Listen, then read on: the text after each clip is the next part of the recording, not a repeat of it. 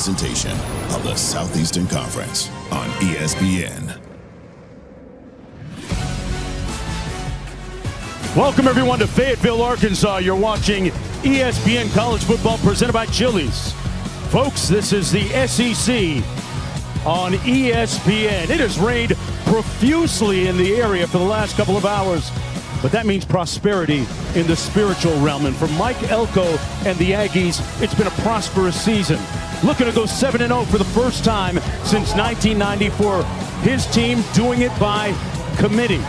Conversely, on the other side of the ledger today, Bobby Petrino coaching his first game at home since the school made the coaching change. But this is an all too familiar position for Petrino. He has a troika of stars. Washington Jr. and Blake have a green light at quarterback in Talon. And he has been lighting it up, throwing the football of late. Let's take some inventory in the SEC. Big game going on right now between Mississippi and Georgia. It is a crowded pack of teams in the SEC with so much still to be decided on the third Saturday here in October. Hello, everybody. I'm Mark Jones alongside Roddy Jones, Quint Kesnick down at the field. We are finally going to kick off after a 2-hour weather delay. And Roddy, we saw this Aggie team last week against Florida. What does it mean for them to go 7-0? What's at stake for them today? Well, they're one of 10 undefeated teams in the country, including the team that finished up a couple hours ago, Brent Key's Georgia Tech Yellow Jackets. And as you keep winning and that number keeps getting smaller and smaller, you get everybody's best shot. This is a team that started 7-1 a year ago. So a lot of people are taking a wait-and-see approach on if this Texas A&M team is legitimate. And then on the other side, Arkansas, you've had 3 single-digit losses, 6 points to Ole Miss, 1 point to Memphis, and 3 points to Tennessee. With 13 more points, this team could be 5-1, but they are looking for a renaissance under Bobby Petrino. Petrino's mission, get the players better and have fun while doing it. We got a great weather story to talk about on the other side of this break. Q has it for you down to the field right after this.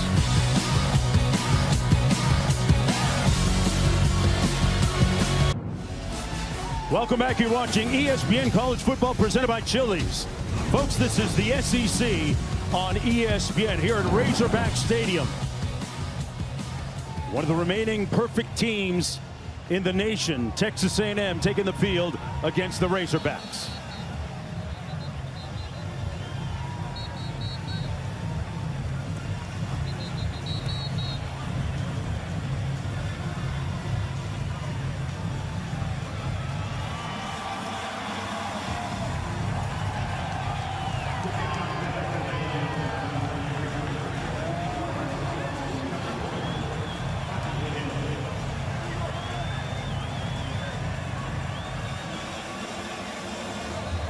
On Parents' Weekend, moms and dads have been waiting for toe to meet leather, and the time has finally arrived. Rodney Hill back deep. And it'll be 1st and 10 from their own 25 for Arkansas. Well, here's a look at the weather right now, but boy, it took a while to get to this point. Quint Kesnick has more. Yeah, the rain has abated, but earlier today, SEC and local officials making the decision to postpone this game 2 hours, that was a prudent decision because we got absolutely torrential storms, whether it was hail, massive amounts of water, wind gusts up to 25 miles an hour, but then those conditions have subsided. And Mark, I got to tell you what, this field has drained. I give it an A+ in terms of this surface. Well, that's saying a lot with the weather that we've experienced over the last few hours. Razorbacks find a crease on the left side of that offensive line. Nice run by Mike Washington, brought down by Dalton Brooks. Washington with a spectacular week last week. Roddy had 131 on the ground. Yeah, you get the center and the guard both pulling around and hand it off to the transfer from New Mexico State, Mike Washington, who has been an absolute renaissance man for this team, catching the football and running it, one of the best backs in the SEC. Picked up 14, Green underneath to his tight end, Rohan Jones. Another transfer. He comes to them out of Montana State. We got a flag down to the field, though. Let's see if this play stands. Flag down to the 47-yard line of the Razorbacks. Offense, number 83. 15-yard penalty from the previous spot. Repeat, first down. It's going to go against the tight end, Jaden Platt, who was offsides. Actually, offensive pass interference. Jaden Platt's lined up right here on the end of the line of scrimmage. He just goes up and collisions. It has a collision with the linebacker, and he gets the OPI call as Jaden Platt, Rohan Jones, kind of snuck in underneath. Unfortunate for Arkansas, because that was a nice play. Yeah. So they push the ball all the way back to the 24-yard line. First and 25 now for Taylon Green. Brown in motion to the top of your screen. They keep it on the ground with Washington. Let's take a look at Chili's 3 impact players. Well, it's on the Texas A&M side. Cassius Howell, one of the best edge rushers in the entire country. He's going to be an absolute force for this team, this Arkansas team, to deal with. Reuben Owens is going to get more carries with Le'Veon Moss's injury. And then Mike Washington, we've already seen how tough he is to tackle at 230 pounds. Arkansas is a big running football team. Washington and Taylon Green are the biggest parts of that. They were in the game all last week against Tennessee. Green taking a shot down the sidelines. No flag, and now a late one thrown. Omega Blake was hand wrestling down the sidelines. Number 4, 15-yard penalty from the previous spot, includes an automatic first down. That's going to go against Will Lee III. You can see, it looked like Will Lee had that right arm. Yeah, you see the right arm of Omega Blake. Will Lee just holds it down, doesn't let him get that arm up in the air. And after the offensive pass interference for Arkansas, the defensive pass interference for A&M gets him to a new set of downs. Omega Blake, third leading receiver in the SEC, big-time deep threat for this Arkansas team. Great target for Taylon Green, who on the season is completing 63% of his passes. They keep it on the ground. Washington bursting through the seam. Washington pop clutch all the way down to the 9-yard line. There's your impact player. Got a good block from the center, Caden Kiltler. Watch the double team right here from these two players getting up, and then Mike Washington does the rest. It's a really nice job by Caden Kilter of getting up to the second level. And how about the speed at 230 to make a move on Dalton Brooks to get up the field? 48-yard gain on the play. Here he is again. Washington crushed at the 4-yard line. Picked up about 6 on the play. Onyeta making the tackle. Look at Mike Washington's numbers last week against Tennessee. His ability to not only run with physicality, but also make people miss and turn what should be a 10 to 15-yard gain into a 50-yard gain. I think that surprised even the Arkansas coaches. He and Braylon Russell form a dynamic duo in the backfield, and a big one as well, as Braylon Russell's almost 250. On 2nd and goal, Washington with nowhere to go that time, stopped up right at the line of scrimmage by Scooby Williams. Taylon Green with a couple of great weapons in Washington, and Omega Blake catching the football. And Green, a pretty prolific running threat himself, Roddy. He's the 5th leading rusher in the SEC. This is a guy that can pick him up and put him down as well as any quarterback in the country. And when he opens up that stride, it is tough to catch him. This is a big 3rd down, and you talk about his legs, that becomes big on any 3rd down for A&M. Green, he can escape, throws it up for grabs, and incomplete in the end zone. It'll be 4th and goal coming up. Good pressure by Brooks and Sanford. That time, Green unable to spin out of trouble, Roddy. You're going to see Dalton Brooks off this side and Damian Sanford on that side, 2 of the more athletic defenders on this A&M team. And even though Taylon Green's able to spin away from the first, Dalton Brooks' ability to redirect and get out there throws Green off. Damian Sanford's there, and you get an incomplete pass. Scott Starzyk from 22 yards out. 5 of 7 on the season. And knocks it through to cap a pretty impressive opening drive by the Arkansas Razorbacks. The Hogs have been held up in the pen all day after this weather delay of over 2 hours, and they strike first. We'll be right back after this.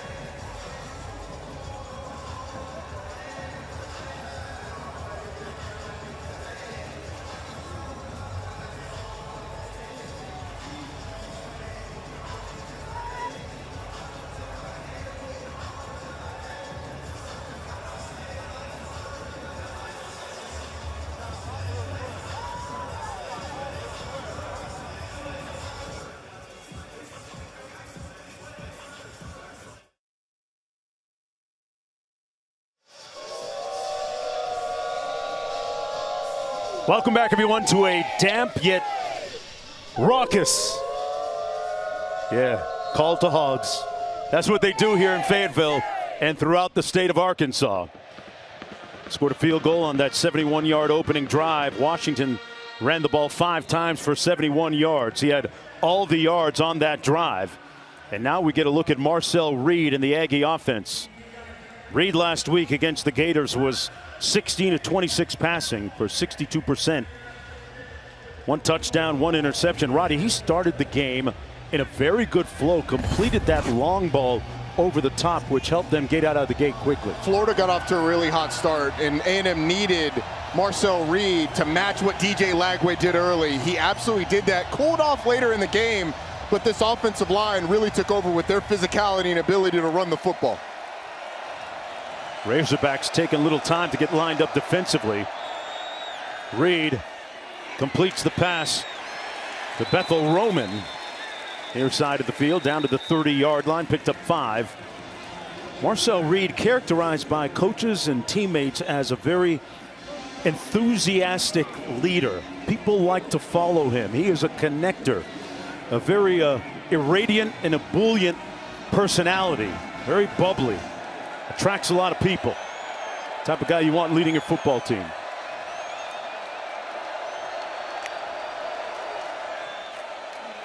Hands it off on 2nd and 5. A gain of about 2 by Reuben Owens, brought down by Caleb Wooden. Remember, they're missing Le'Veon Moss, one of their top rushers. And that is something to watch here.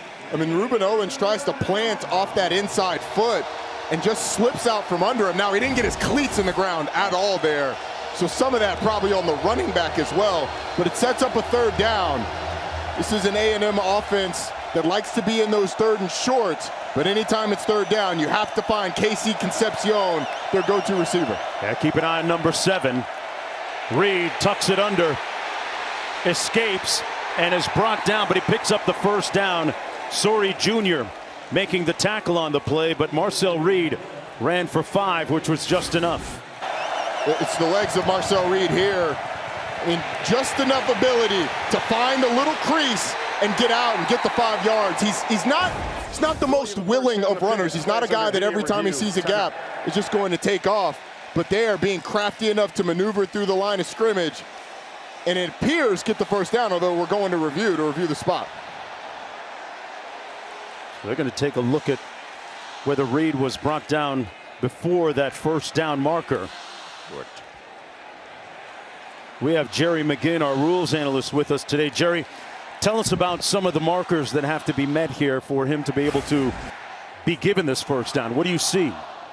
So at the first look, it appears his left elbow is down and the ball is just short of the line to gain.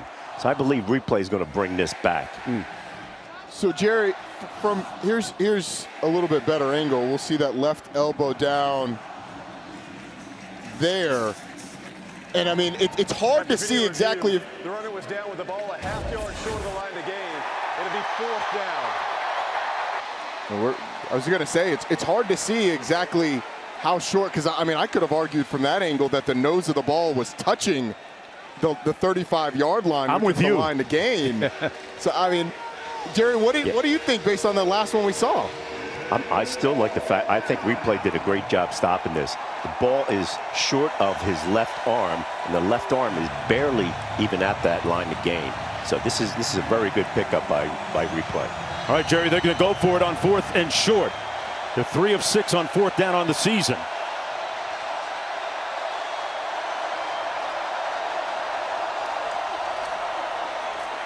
And they'll pick it up. Reuben Owens, the 2nd, will get the bulk of the carries today in the absence of Moss. We also expect to see Jamarian Morrow get some touches today, Roddy. They've got a deep running back room. It's not just going to be Reuben Owens. We'll see Amari Daniels, Jamarian Morrow, who are both in the game right now, flanking Marcel Reed. 2 backs in the game for A&M. No tight ends. So different personnel grouping than we've seen so far today.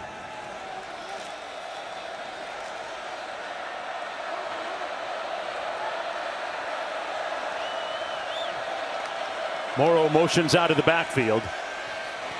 Reed checks it down, complete underneath. Daniels with a nice move and a first down for the Aggies. 14-yard pickup by Amari Daniels out of Miami Central High School in South Florida. Well, Mark, we've been waiting for a long time, but it seems like your vocabulary is already warmed up. Ebullient. We used that earlier. Overflowing with fervor, enthusiasm, or excitement. High-spirited. You guys are really quick on the draw, man. I mean, they got the Webster's Dictionary sitting out next to them. They know they have to. Our producer, Kim Belton, boy, you got resources down there. A&M on their opening drive of the football game, keeping it between the tackles this time. Amari Daniels picks up 4, brought down by Quincy Rhodes Jr., who we had a wonderful meeting with yesterday prior to the football game. Young man who hails from North Little Rock, Arkansas, number 97 on that defense. He'll be a factor before the end of the day, one way or the other.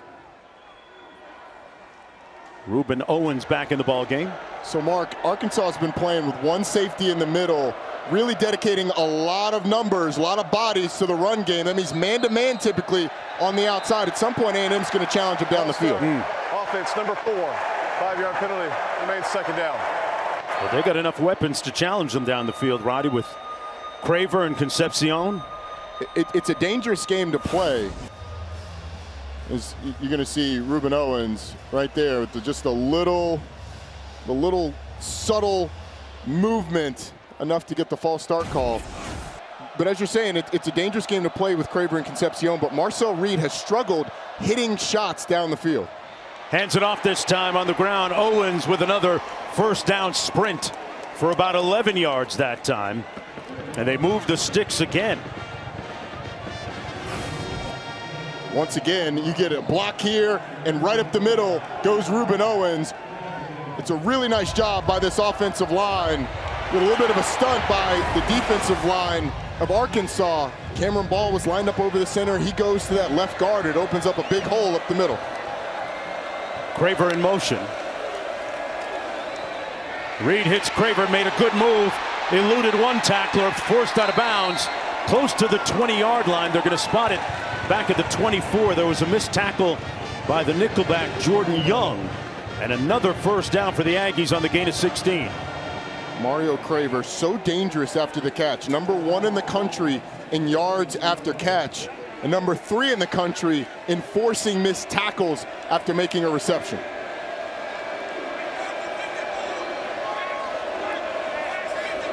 Owens in the backfield. Play clock at 10. They fake the jet sweep. Downfield and nobody home, incomplete. He was trying to find his back. Ruben Owens. Covered well by Xavier Sori Jr. Xavier Sori does a really nice job of reading the back out of the backfield. And Mike Elko, his offense really found their rhythm. Started fast last week, but late in the game it was that offensive line that controlled the line of scrimmage and let them run the football. Arkansas seems pretty dedicated to keeping that one safety in the middle of the field, and everybody else is down close to the line of scrimmage to stop the run. On the play action downfield. Caught. Touchdown, Bethel Roman. Got in behind Kenai Walker.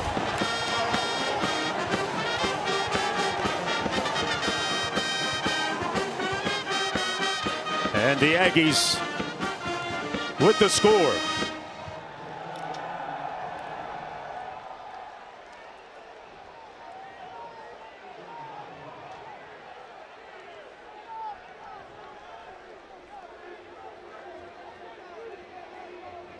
Boy, Marcel Reed with a dime drop there. He's one of the reasons why this is just one of 10 remaining undefeated teams, partner. Well, it's a phenomenal throw by Marcel Reed. Single coverage, Ashton Bethel Roman against Kenai Walker. And if you're going to play with all those numbers saying you're not going to run the football, Marcel Reed has to make you pay. He and Ashton Bethel Roman do it there.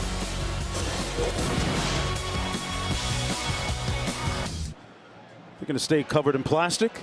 Hey, I wasn't getting out of the car until that rain slowed down. I'm just going to tell you. No, it wasn't. No, it was coming down in every which direction. Certainly wasn't either. It was like Forrest Gump. We had sideways rain. Yeah. It was even coming from the ground. It was.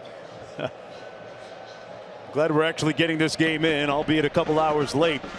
Great response by the Aggies on that opening drive of the game for them.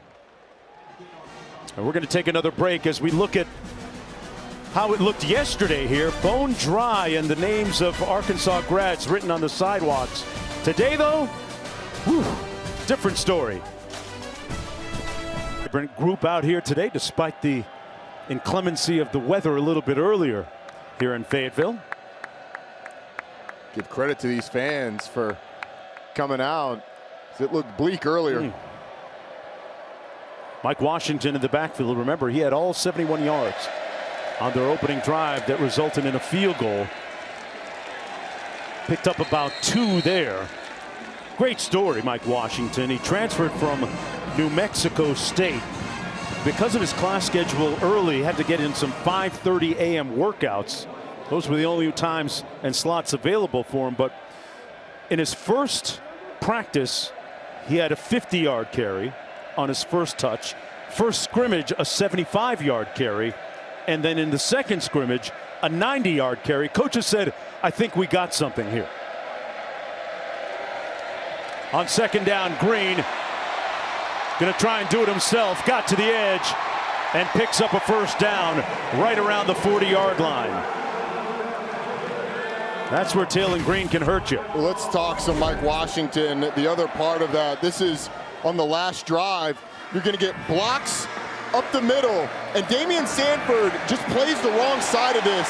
Excuse me, that was Scooby Williams, the linebacker, plays the wrong side of the blocker coming at the linebacker, and there's a big hole that Mike Washington's able to explode through the vision, but really the blocks at all 3 levels help spring that. Green. There's a flag down, and Green is pushed out of bounds right around midfield at the 50, but this one's definitely going to come back. Holding. Offense number 76. 10-yard penalty from the previous spot. Repeat first down. It's on the right tackle. Emarion Harris against Cassius Howell. So you're trying to tell me it was a good reason to hold? I'm trying to tell you that the 9 is tough to deal with. Okay. Wherever he is, finding Cassius Howell, who's got 8 sacks on the season, one of the absolute best in the country, starting to get some first-round buzz as well. Wow. And he was a backup a year ago with Shamar Stewart, Shamar Turner, Nick Scorton on that defensive line. They look to get him snaps, but he has not been a backup this year. Nowhere to go up the middle that time for Mike Washington. Onyedum responsible for the loss of 4 as we go down to Quinn. Both teams very much ready to play. Mike Elko of Texas A&M telling me that they got notification that the game was going to be delayed early enough, Mark, to push their pregame meal 2 hours down the road. So nobody down here is jonesing for energy. I see what you did there, Q. Got to get the fuel timing just right. Pass complete just right at the 31-yard line. Caught by C.J. Brown. Good for 5 yards. Yeah, you're so timed with your pregame routine, that pregame meal 4 hours before. So had they gotten notified too late, they would have had the pregame meal and maybe had to have an extra snack. But this is where Texas A&M has been phenomenal. They've only allowed 2 conversions on the last 34 third down attempts. Wow. Green. Complete. Near midfield, but a little bit short of the first down. Raylan Sharp needed 1 more yard. Interesting scenario here. Do you take a shot at going or not? You go for it. You've got a 230-pound back in Mike Washington. You've got the option of a 250-pound back in Braylon Russell. So they are bringing in extra tight ends now. 3 tight ends on the field for Arkansas. Going to their mouse package, which is their jumbo package.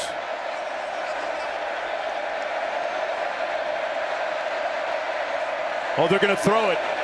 Green under duress, incomplete, and the Aggies respond. Another third down stop. That's just the way that defense operates. Sanford and Radcliffe applying the pressure on Taylor Green. They tried to throw it, Roddy. Yeah, this is made by Noah Mikel, who takes the tight end, or the fullback that's trying to sneak out of the backfield. Taylon Green has nowhere to go with the football, and so he has to move up. Damian Sanford's getting after him, and then eventually Marcus Radcliffe is able to bring him down, but a really nice job by the freshman linebacker, Noah Mikel, of taking the fullback, Maddox Lassiter, out of the play as they were trying to sneak him out of the backfield. Starting field possession pretty good here for the Aggies. Their second possession of the football game. With just under 3 minutes to go, trying to remain undefeated and improve to 7-0 for the first time since 1994.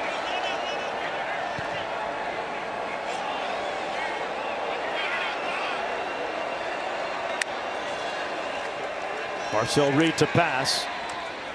Comes underneath at the 45. To Borkercher, his tight end.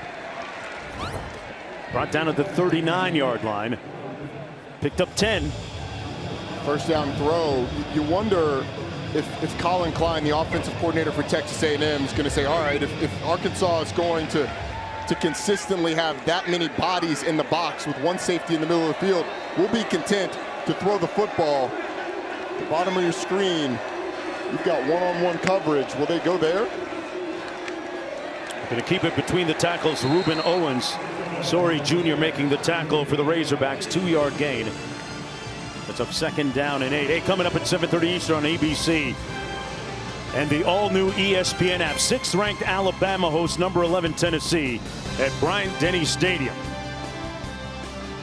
Lots of really pivotal games, as always, in the SEC. As we look at some of the leaders in receiving yards. Craver, number 1 for the Aggies on the field right now. Chris Brazzell from Tennessee, number 2. It's been a long time since they won in Tuscaloosa. Going to keep it on the ground with Owens. And Owens coming up about 2 yards shy of the first down. Justice Boone, who might have played his best game of the season last week in that loss against Tennessee, making the tackle.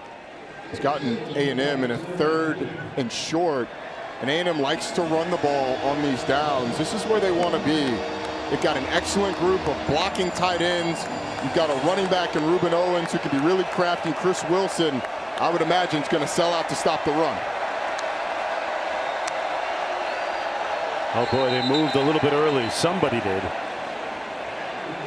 Wilson, the new defensive coordinator. Offside. Defense number 95. Contact prior to the snap. 5-yard penalty results in first down. Ian Jeffrard.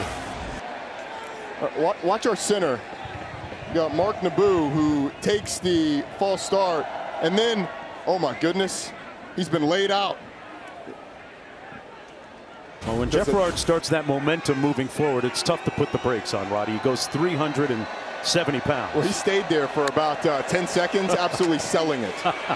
On the jet sweep, Concepcion all the way down to the 10-yard line. Got a good block on the outside from his tight end, Mellon Orstrom. Not only did he get a good block from Theo Mellon Orstrom, Nate Berkacher was there, and also you had the back in the backfield, Reuben Owens, who got out front and got some. I tell you what, these tight ends, they ended up being called out by Mike Elko in his press conference this week for their performance a week ago, especially in the run game, but in the pass game as well. These guys, this is a really complete tight end room. 16-yard gain on the previous play. First down on the draw, about a 3-yard gain that time by Reuben Owens. Bradley Shaw, middle linebacker, making the tackle on the play. What does Arkansas do to create some sort of negative play? They don't rotate a ton on the defensive line. You see those two big guys in the middle, Cameron Ball, number 5, and Ian Jeffrard, number 95. Those guys play a ton of snaps, and as you get late in these drives, they can get a little worn down. This end of quarter will be very welcome for that Arkansas defense to catch their breath. The Razorbacks, Roddy talked about trying to make the Aggies kick field goals and get those stops in the red zone. That's the end of the first 15 minutes here in Fayetteville. Back right after this. Welcome back, everyone, to Fayetteville, Arkansas, Razorback Stadium. The visitors threatening again in the red zone. Aggies leading 7-3. Reed rolls out, pulls, incomplete, and a flag down. Intended for the tight end, Melon Orstrom.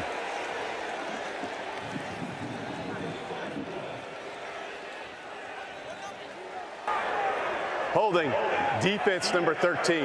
The penalty's half the distance to the goal and includes an automatic first down.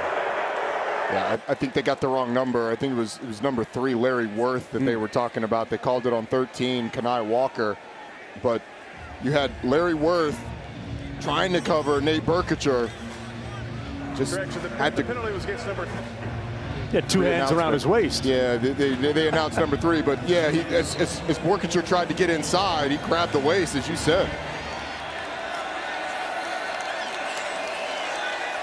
First and goal from the 3. Reed on the keeper, touchdown.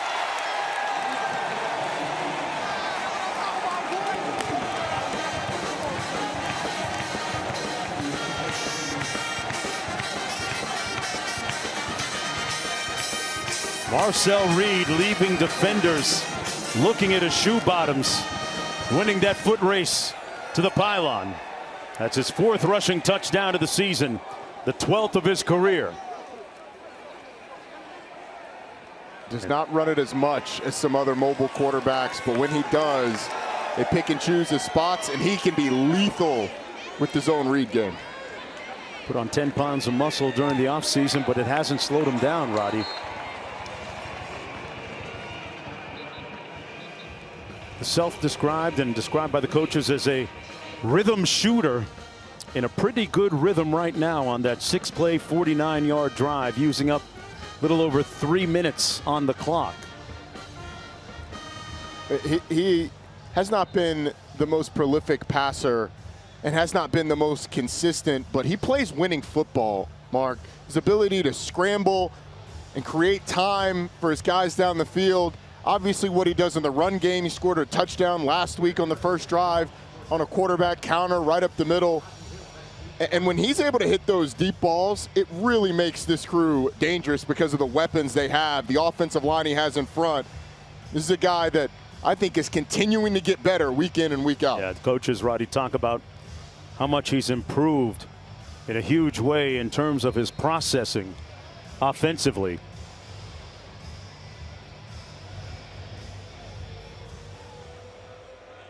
That last touchdown really quieting the crowd here at Razorback Stadium. And Arkansas will start off 1st and 10 from its own 25. A moment ago, Q with Coach Elko. Coach, what's the biggest challenge that Talon is facing right now? Well, he needs to keep his eyes downfield. We thought we had a really nice play on 4th down, and he just didn't pull the string. He needs to keep his eyes downfield. This is that 4th down play. You had Rohan Jones going up the middle, and Dalton Brooks is trying to cover him from the backside, just gets over there late. And if Talon Green pulls the trigger, he has a ton of room to throw the ball down the field. Just lay it out there. He could have even gone to Maddox Lassiter up the sideline. That one may have looked a little more covered, but Rohan Jones wide open down the seam. Sure was. Of course, that was Coach Petrino, not Coach Elko. Talon Green takes out his do-it-yourself kit, picks up the first down. I tell you what, those strides eat up a lot of real estate. They talk about a long strider. This would be it, right, Roddy? 33 yards. It absolutely is. As he moves up in the pocket, the defenders clear out from his right side, and there is just a ton of yardage. This is one of the fastest quarterbacks in the country. Has gotten up to 21.4 miles per hour this season, and he can eat up yardage when he starts to pick him up and put him down. From the 42, a yawning hole for Russell. Braylon Russell brought down at the 20-yard line. Marcus Ratcliffe saved the touchdown on the tackle. 21-yard gain. I mean, they pull a puller from the backside, and you're going to get a block there on the edge. But Damian Sanford overruns the hole. Green, incomplete. No flag intended for C.J. Brown. Let's go back to that last run. Yeah, so you get a puller from the backside, but Damian Sanford is supposed to go here. He ends up bouncing out a little bit too far, once that hole is created, he ends up a little too far outside and doesn't fill right on the butt of that double team. It opens up a hole for Braylon Russell, who's able to get a big gain out of it. At the 21-yard line, second down. 3 receivers out to the top of your screen. They keep it on the ground and nowhere to go that time for Braylon Russell. Might have picked up a yard on the play. DJ Hicks making the tackle, so it'll be third down and long for the Razorbacks. You wonder, with Arkansas struggles on defense all year long and Texas A&M's ability on offense to go down the field, if you're Bobby Petrino against the best third down defense in the country, do you consider this 4-down territory? I think you do, but let me tell you, you're going to have to deal with number 9, Cassius Howell, one of the best edge rushers in the entire country. He drops off in coverage. Pass complete inside the 5 to Blake, and it's first and goal. Green with a decisive toss for 15 yards. And we got a player shaken up down on the field. Will Lee III, the starting cornerback for the Aggies.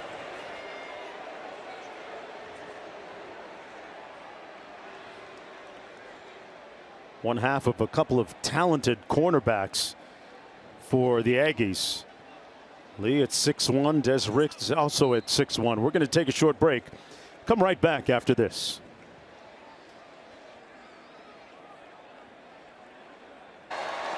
C.J. Brown split wide to the top of your screen. Mike Washington in the backfield.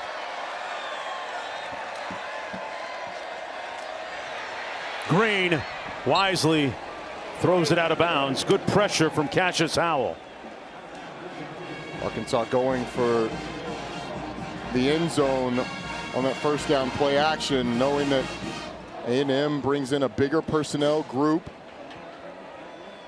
I mean, their DNA is running the football, and with Talon Green and his ability to run, 240-pound back in the backfield, and Braylon Russell, I expect them to try and run it a few times. Russell still back there. They fake the jet sweep.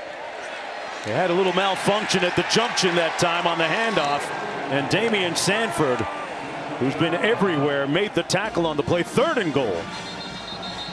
And now Talon Green is slow to get up.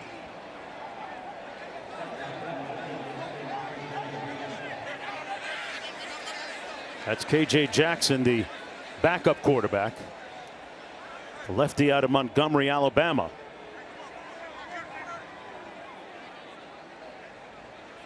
Boy, in a pall of silence enveloping Razorback Stadium here.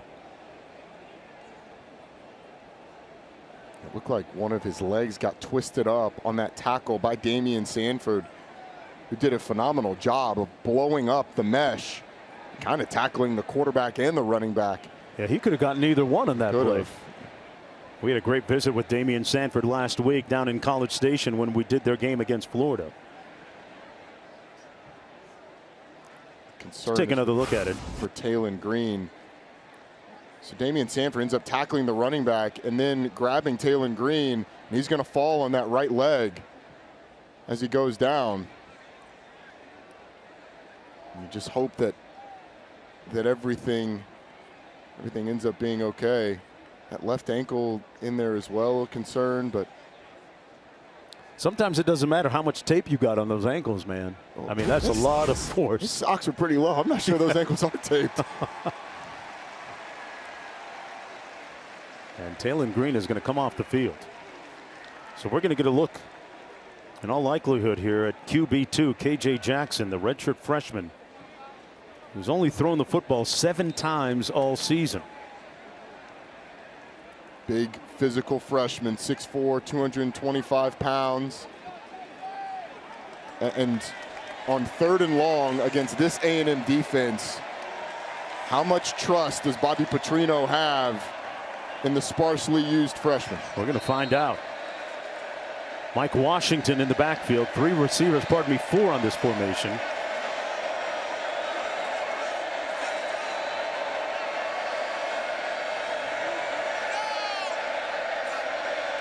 KJ Jackson going to throw it. underneath and stopped immediately is C.J. Brown. He got rocked by Will Lee, who announced his return to the game right there in a big way. He limped off just a few moments ago. Limped off and looked like he was favoring his shoulder when he went off the field. How about the freshman getting welcomed to the game by Cassius Howell, and then Will Lee tracking down the receiver from the right side of the formation all the way across to the left. The corner making a big stop. So Scott Starzyk will come into the game to try and attempt this field goal from 22 yards out. Made one earlier this afternoon from the same distance.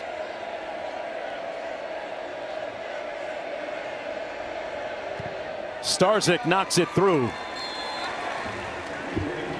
But tangible and palpable concern for the future quarterback position for the Razorbacks with Taylon Green helped off the field a moment ago.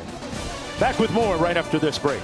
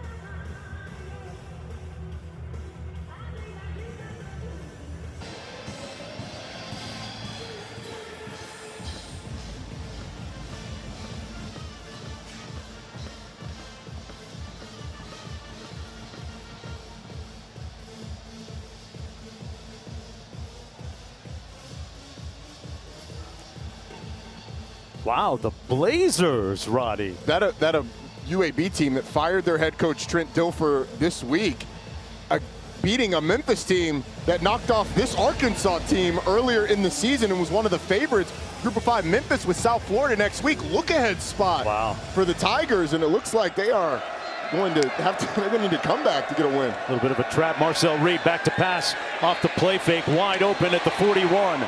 Caught and brought down at the 43 is Bethel Roman.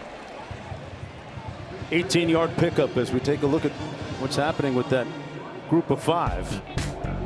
I mentioned Memphis 6-0. Navy also undefeated, and the Fighting Dan Mullins at 6-0. Oh, Dan Mullen and that UNLV squad in his first year there doing a nice job, but Memphis, Navy still in the running. Tulane cannot be considered out of it. South Florida as well.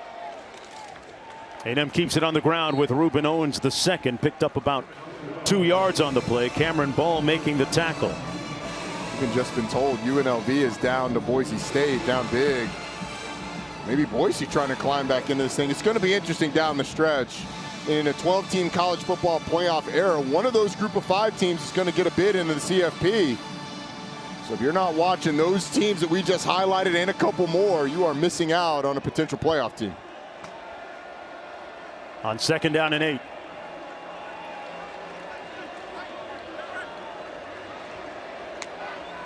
Concepcion in motion.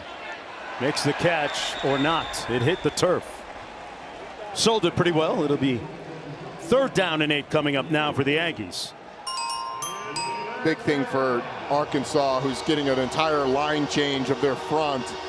That's 6 guys running off the field, 6 guys running on. They've got to find a way to get some pressure on Marcel Reed. On that big play to Ashton Bethel Roman just a second ago, he had an eternity to throw the football.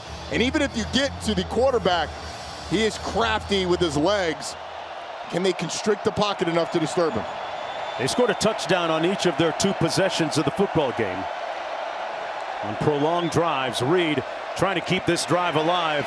They set up the screen underneath, complete, but short of the first down is Amari Daniels by that much. Looks like about half yard short. Maybe a little bit more than that. Jaheim Singletary making the tackle on the 7-yard run. If you're Mike Elko, you go for it. I mean, no doubt. Just past midfield. Your defense is playing great. Offensively, the strength of this team is that offensive line. You put it on them. We got an extra lineman coming into the game, and Robert Borden. They are bringing in all the beef for this 4th down.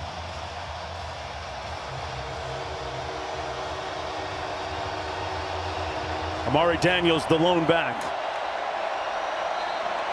They're going to try and throw Reed into traffic, and they're going to blow it dead first.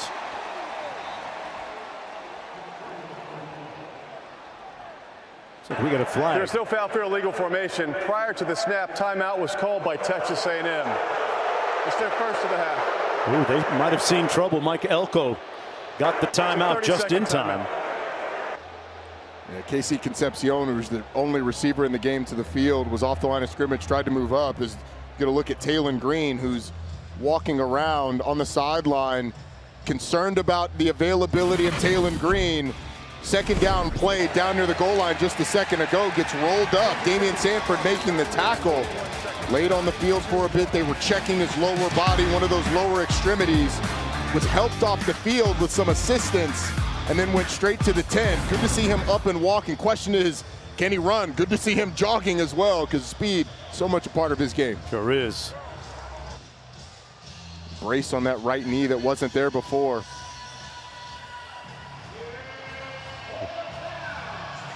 A&M had 5 players in the backfield, illegal formation, so Elko with good discernment to call that timeout to avert the penalty. 4th and short, and they're going to pick it up and then some. Reuben Owens II doing the honors. Picked up 5 on the play, and they move the chains. The quickness of Reuben Owens in the backfield makes us. Xavier Sori, the linebacker, is going to come through free. Reuben Owens plants his foot, gets away from the linebacker penetrating, and is able to get up the field behind those tight ends to the left side of the formation. Nice job by the running back of making a man miss in the backfield. Owens getting the bulk of the carries in the absence of Moss. Reed with a clean pocket. There's a flag down. Reed made a move, but brought down nicely in the open field by Sori Jr. Holding, offense number 76. 10-yard penalty from the previous spot. Repeat 1st down. This one's going to come back. Ruben Fothery. There's Quincy Rhodes Jr. and Fothery right here. As Quincy Rhodes engages, Marcel Reed's going to scramble, and Fothery just doesn't let go of the defensive end, gets the holding call. Had a nice visit with Quincy Rhodes yesterday, who has been a really good pass rusher off the edge, but it's been a while since he's had a sack. No sacks in the last 2 games for the big defensive end. Reed going to throw it. Comes underneath at midfield, complete. And out to the 45 is Mario Craver. We're talking about Quincy Rhodes. Says he likes to listen to that old, you know all about that Atlanta crunk, that dirty South music, Lil Jon. He started saying, like, I listened to the old school, and we said, what? He said that the crunk music from the clubs in the early 2000s. Lil Jon and the East Side Boys, Lil Scrappy. We started naming out songs, and he was like, yeah, that's my stuff. And so we had to get it going up here in the booth a little bit during the rain delay to get us going. Yeah, all of 6'6", imposing presence down in the field. 11-yard pickup on the previous play.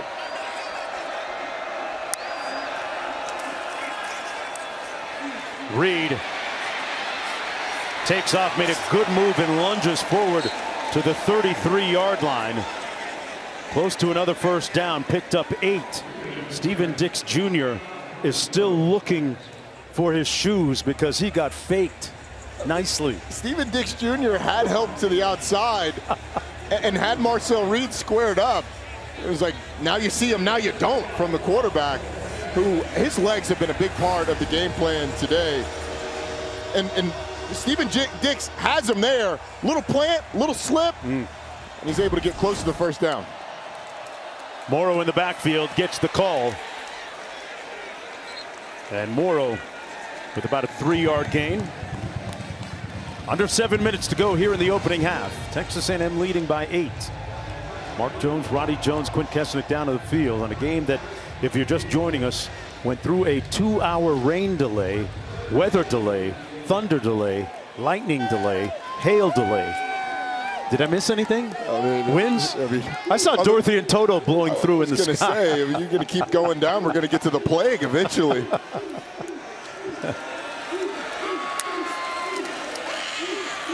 On the play action, Reed, back shoulder fade, complete, incomplete. Dropped at the last minute by Bussey. Had it and then let it go. But we have a flag down at the play nonetheless. No, I think it was that's a mouthpiece. Mark. Yeah. Not bad. The yellow mouthpieces. Talked about the weather earlier today. We had some hail. Haven't seen that in a while. You don't get a lot of that in South Florida? On those 84-degree days, nah. Reed hands it off to Morrow. They were trying to make Morrow a bigger part of the game plan in the backfield. This Arkansas defense, though, has to find a way to get off the field on this 3rd down. They've given up touchdowns on each of the last 2 drives.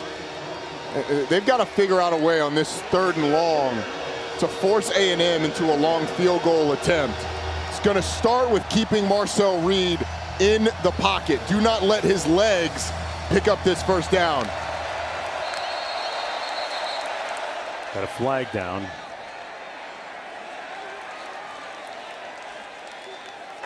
Delay a game. Defense number 7 for clapping. It's a disconcerting signal. The 5-yard penalty remains 3rd down. Reveille taking it all in. Bradley Shaw is going to be right in the middle of your screen, and he's trying to check. He's looking left, can't get the attention. He's trying to get the attention of someone to his right and claps to try and get some kind of communication to him. But clapping is reserved for the offense. Can't do that defensively. It turns a 3rd and 7 into a 3rd and 2 and some change. It's a long 2, but a 3rd and short. Just a mental error, mental lapse by the middle linebacker.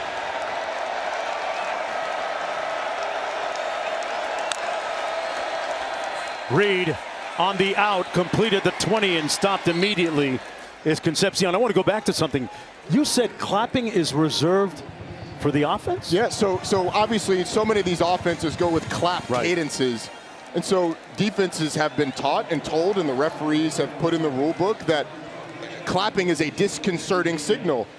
If you get a player in the secondary clapping, then maybe you get away with it. But in that front 7, if you hear or if you have a clap from the defense, it's going to be a disconcerting signal. As we learned, there are different ways to clap. Kirby Smart taught us that last week.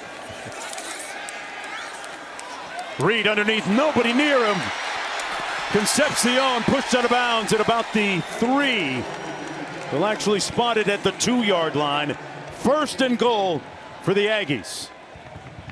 19-yard pickup by the team's leading receiver. And Petrino's defense under heat right now. A progressive pylon cam. We got Casey Concepcion almost. I thought he might try and lay out, get in the end zone. Taylon Green on the bike trying to loosen up that knee. Watching A&M once again move the ball inside the 5 on that Arkansas defense. 13th play of the drive. They hand it off to Owens. No signal. He stopped up short of the end zone. Inside the 1. It'll be 2nd and goal. Texas A&M has already scored on both of its previous offensive possessions. This would be 3 for 3. The ruling of the runner being short of the goal line is under video review. Timeout. Oh, they're going to take another look at this. See if Reuben Owens got into the end zone. They did the review pretty quick there. It looked like Reuben Owens got turned at the goal line. Question is, did any part of the ball break the plane of the goal line before he gets in? Usually tough to tell with these piles. Can we find the football enough? Not from that angle. We got no shot of the ball. Let's bring in Jerry McGinn, our rules analyst. Jerry, what do you see on this? Well, the ruling on the field is that the runner is short, so they're going to need indisputable video evidence to overturn that.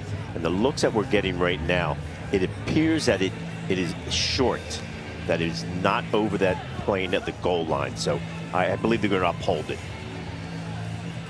It's the shot that we have is just a little bit into the end zone. Jerry, what does that do to the view when the camera is just, you know, maybe a yard inside the end zone? Does that push the ball back? It actually kind of brings it kind of forward a little bit. Okay. So, yeah, they really need this shot right down the goal line. They don't have that. So I'm thinking everything is going to stand the way it is. Yeah, I'm thinking the call on the field is going to be upheld as well. Although, I mean, on that shot, it looked like it was pretty close. It might have touched the plane. After review, the ruling in the field is upheld. The runner is short of the goal line. It's second down. The game was stopped at 3 minutes, 42 seconds. Please reset the game clock at 3:42. I just want to say this. With all the technology we have in the world today, with all massive humanity there, can't we like put a microchip in the football and have an electric signal go out when it crosses the goal line to take the guesswork out of it? In this economy? I don't know, use some AI or something. I mean, yeah. Look, it's a very human element of officiating. We still got chains on the sideline there. 3:42 to go. But, you know, I think that there's a good call to uphold it. Do it again. Reed. Room service, touchdown, Borkature. Made it look easy. And the Aggies are 3 for 3, scoring touchdowns on all 3 possessions. The number 4 team in the country rolling right along. Nate Borkature lines up right there, and then he comes across, and all the defenders of Arkansas are sucked in on the play action. Borkature just slips out into the flat.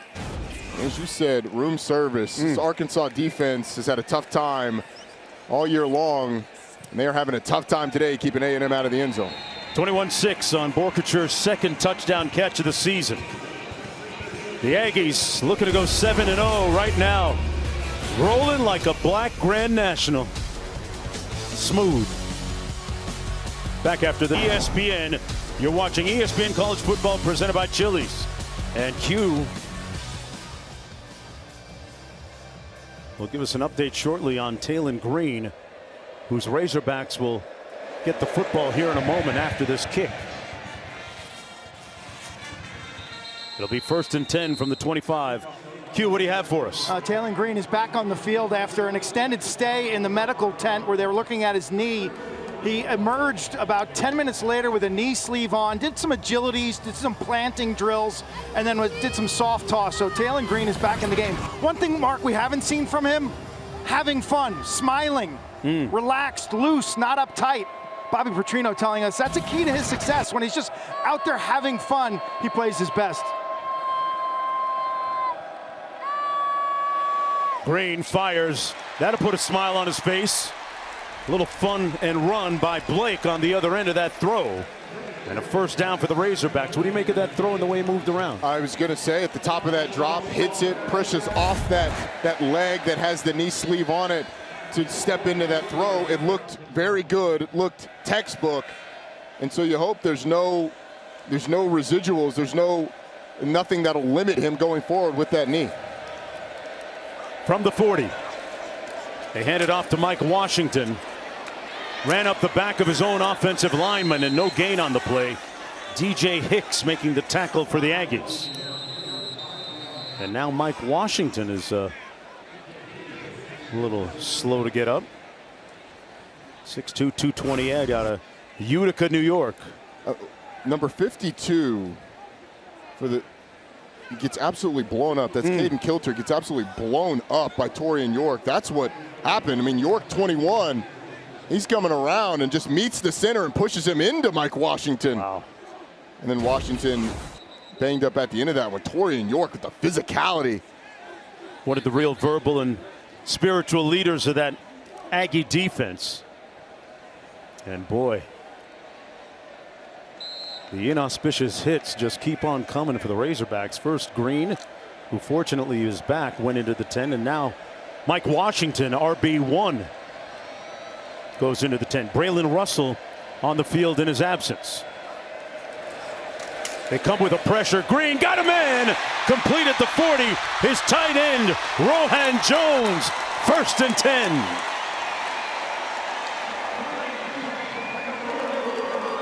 Rohan Jones right up the seam.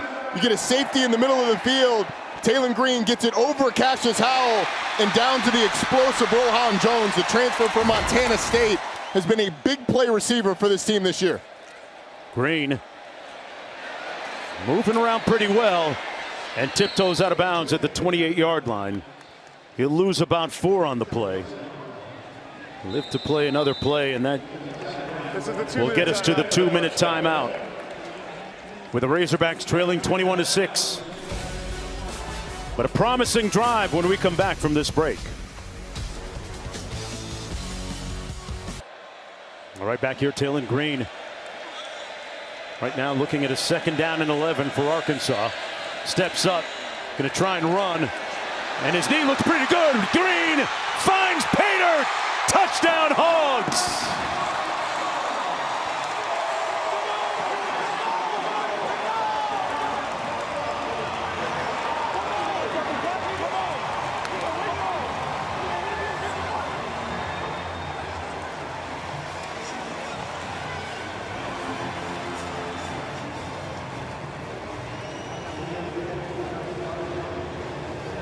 A moment ago, we were questioning his fitness level and his health, the result of that leg injury. Well, he answered a few questions there with his 4th rushing touchdown of the season.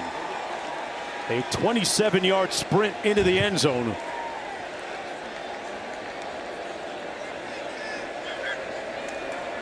And we have a 1-possession football game, partner. Pretty much, you were saying they had to score there. It was a big touchdown for Arkansas. They needed a score, and this was right before that 2-minute timeout. Taylon Green, after a scramble, comes up. He's grimacing, he's wincing, knowing that pressing off that knee, pressing off that leg is tough and it hurts, and he's gritting his teeth saying, I'm okay, and he showed it. First opportunity. The rush gets a little too far up the field. There's a little too much space. He gets a great block from Braylon Russell. And man, he's feeling it now. Come on, give me more, give me more. 21-13. Remember, Texas A&M is going to get the football to start the 3rd quarter.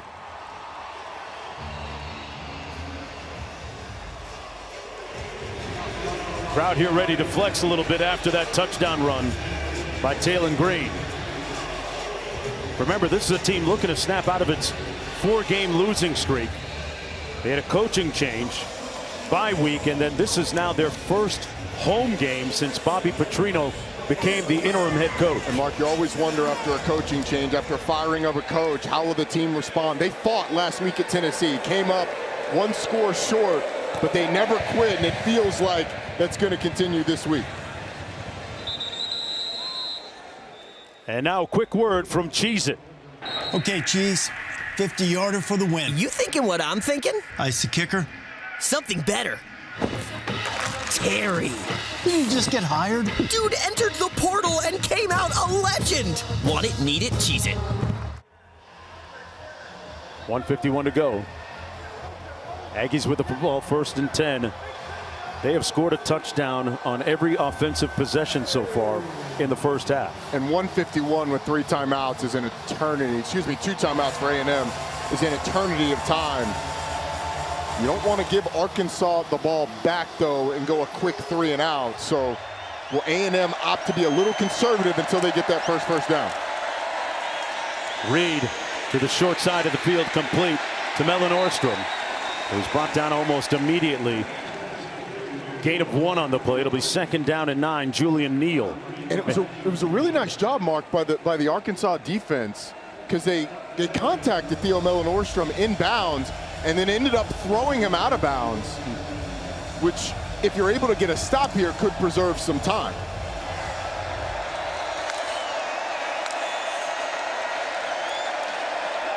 Second and 9.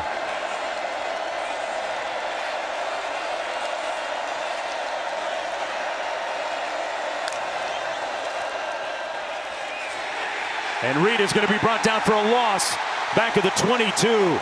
Xavier Sori Jr. was not fooled at all. A loss of 5 on the play. A little surprised, Bobby Petrino not calling a timeout. You got a 3rd and 14, but the building's excited because of this. From the progressive pylon cam, you get a block down the field from receivers, and here comes Taylon Green, tight-roping the sideline and getting into the end zone. He's excited, and if this defense is able to get a stop on this 3rd and 14, you're going to get the ball back with 3 timeouts.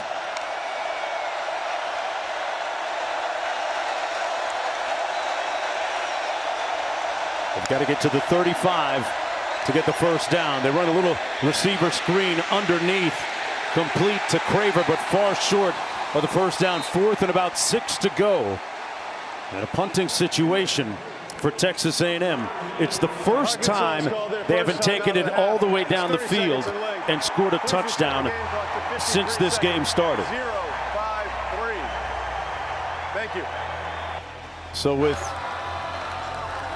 a little time to go, 53 seconds to go, Arkansas going to get the football. What's the thinking here, partner? Well, I think you're being aggressive. You're trying to get Taylon Green some easy reads. The thing you have to do the most is protect. But if you're Texas A&M, you've had success up front rushing the passer, getting past blocks, but you haven't had success tackling Taylon Green in the backfield. He's been able to scramble.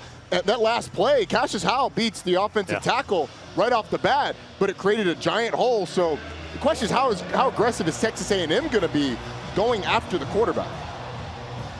Remember, Bobby Petrino, offensive guru and quarterback whisperer, has his guy primed for a big one today. Tyler White into punt. It's the first punt of the afternoon. Cam Shanks standing at his own 26 for the Razorbacks. They came after it a little bit. Shanks fields it cleanly at the 30. And he's brought down right there where he caught it. A 41-yard punt, nothing on the return. It'll be 1st and 10 for Taylon Green with 43 seconds to go. More than enough time to get into field goal range. Hey, we have a Week 7 Monday Night Football doubleheader. Bucks Lions at a special start time at 7 o'clock Eastern on ESPN and ABC. Then Texans Seahawks on ESPN, both available on ESPN Deportes and the all-new ESPN app.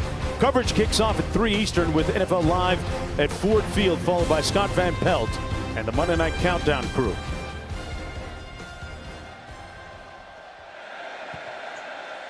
Green out of the shotgun. Checks it down to the 35 to Mike Washington.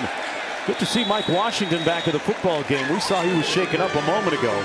Picked up about 7. Yeah, no doubt. And on that first play, with Ryland Kennedy, one of the defensive ends, spying. He only rushed 3 players at Taylon Green, but Kennedy spying Taylon Green to make sure that there's somebody there if he decides to scramble. Green threw that incomplete near midfield, intended for Sharp. Stops the clock with 31 seconds to go. 3rd and 3 coming up. We're dealing with these 2 edge rushers, Deion Hayes and Cassius Howell, is an absolute task for this offense. Cassius Howell, 8 sacks on the season, and he's created some pressure today. Big 3rd down here for Arkansas.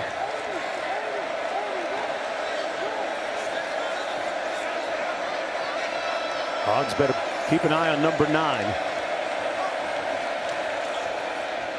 They keep it on the ground, and they're going to pick up first down and then some.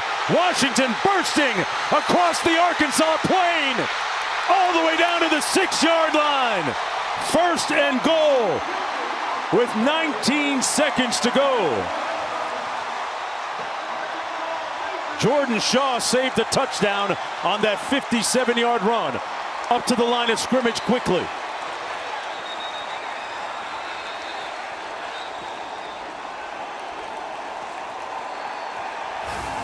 Wow, what a run. Well, one way to deal with Cassius Howell is just run a little zone read. Howell takes the quarterback. Mike Washington gets on the edge, and then it's all about the blocks downfield. Picks up a couple of them. Nice job by C.J. Brown down the field to help him spring a little more. Green's eyes directly on Cassius Howell, knowing that he's going to be aggressive. And Mike Washington makes Marcus Radcliffe miss in the hole. And then the blocking downfield. They say blocking downfield makes good runs, great runs. And you saw it there, a couple blocks on the perimeter to get them down inside the 10-yard line. That's the third 100-yard rushing game of the season for Washington. 6 of his career. Boy, after a 2-hour-plus weather delay, hail, thunderstorms, high winds, we got a real football game here now. An atmosphere as well. Crowd on its feet collectively. 18 seconds to go, 1st and goal, Arkansas. And Arkansas has the ability to run the football with 18 seconds because they've got those 2 timeouts. So if you want to run the ball, you have plenty of time to run the ball, call one of those timeouts. You can even do it twice if you wanted to. Sharp in motion. Green surveys. Backside pressure. And he wisely throws it out of bounds. Quarterback is outside the tackle box. The ball landed beyond. It's an incomplete pass. You heard the explanation outside the tackle box. Ball went beyond the line of scrimmage. 2nd and goal. They'll run it back. And I think if you're Bobby Petrino, you're telling Talon Green now, we want to have 3 more chances. 2nd down, 3rd down, and then potentially a field goal. If it's not there, throw it away quick so you don't waste 7 seconds. Now the clock becomes a big factor in this.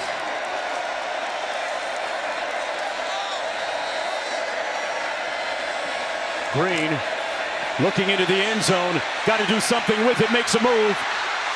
Fires. Touchdown, Blake. Omega.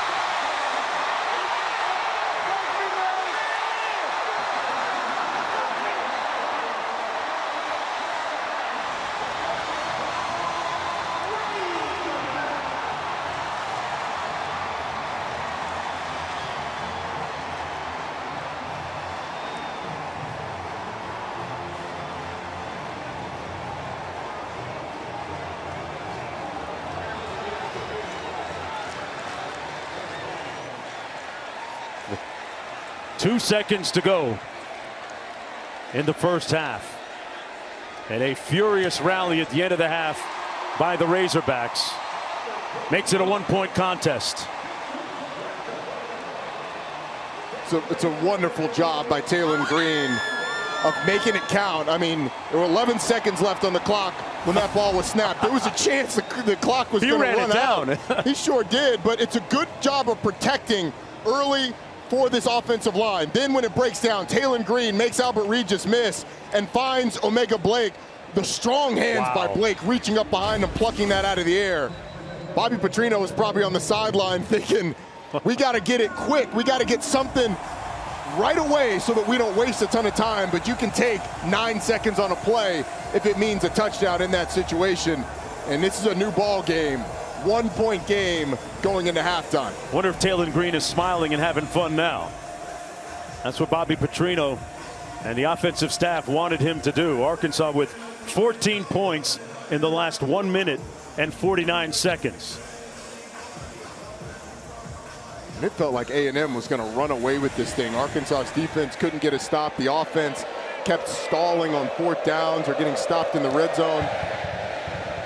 Now Arkansas with all the momentum going into halftime. And a big hit to end the first half. Big energy here at Razorback Stadium. Talon Green, the alpha. Omega Blake, the omega. The beginning and end as we go back to the studio. Welcome back, everyone. You're watching ESPN College Football presented by Chili's. This is the SEC on ESPN. 1-point football game as we get ready to start the 3rd quarter of play. The Aggies will have the football as they try to remain undefeated at 7-0. I finally figured it out, Roddy Jones, that Taylon Green has a degree in culinary arts because he was cooking at the end of that second quarter. He was. I mean, as he got twisted up. And when you talk about a quarterback, you got to have toughness. You have to have resilience. He's helped off the field, took a play off. A&M got the football. He came out and absolutely recovered, grimacing through the pain. That was the play before this one, where Cassius Howell comes off the edge. Taylon Green steps up, escapes out to his right, gets a block down the field from Braylon Russell, and that's all the big fella needs. Hustling into the end zone. That was a game-changing play. And then this one, 11 seconds left, scrambles out to his left on the final long drive of the first half, finds a touchdown, brings his Razorbacks within 1 point going into halftime, and he is the undisputed heavyweight champion of the sideline right now. And still, with 172 yards of total offense, just when it seemed like his evening, his day might have come to a conclusion with that injury, he comes back like Lazarus and throws the touchdown. So, if you're Texas A&M, how do you go about seizing back what feels like here in the stadium right now Arkansas momentum? Well, you go down and you score on the first drive. This offense had been ruthlessly efficient in those first 3 drives, going and scoring touchdowns on each one. It stalled a little bit at the end of the half, but you go down and score, you kind of take that back, and Arkansas is going to be chasing you from there on out, which is where they've been all day long. Aggies coming into the ball game at 6-0.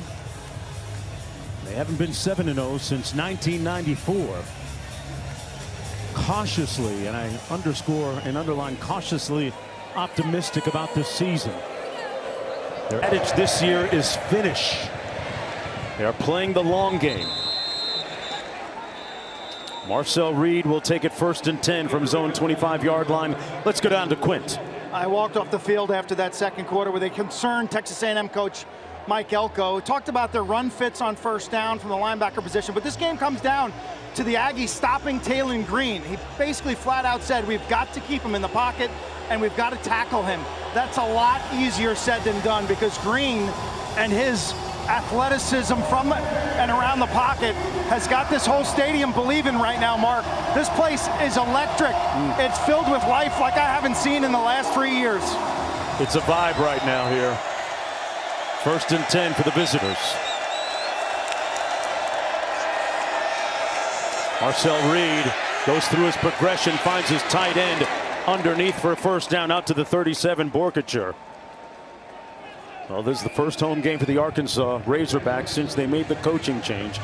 Bobby Petrino, who actually was at Texas A&M a couple of seasons ago as an offensive coordinator, the interim head coach for Arkansas. Talk about belief. Bobby Petrino has changed up a few little things since being named the interim head coach. Has declared he wants to be considered for the full-time head coaching job. And his team's playing for him. Reed stepping up in the pocket, going to take off. Got a good blocker in front of him, and real estate. Marcel accelerating down to the 15. He turned loose.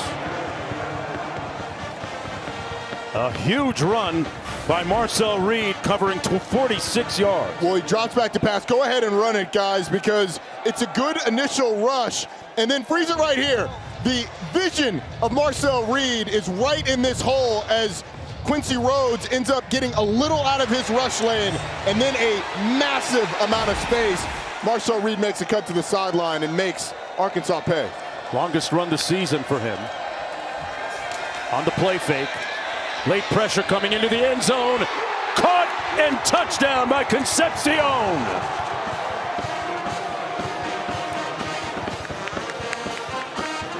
That's how you seize the momentum back.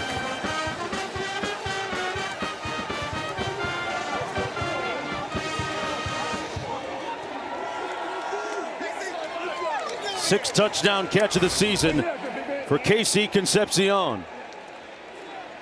Goes up and absolutely snags it out of the air ahead of the safety, Caleb Wooden. And you talked about getting the momentum back. That's how you do it if you're Texas A&M. The transfer from North Carolina State University with the touchdown catch. 2 big plays, and it's 28-20 for the Aggies.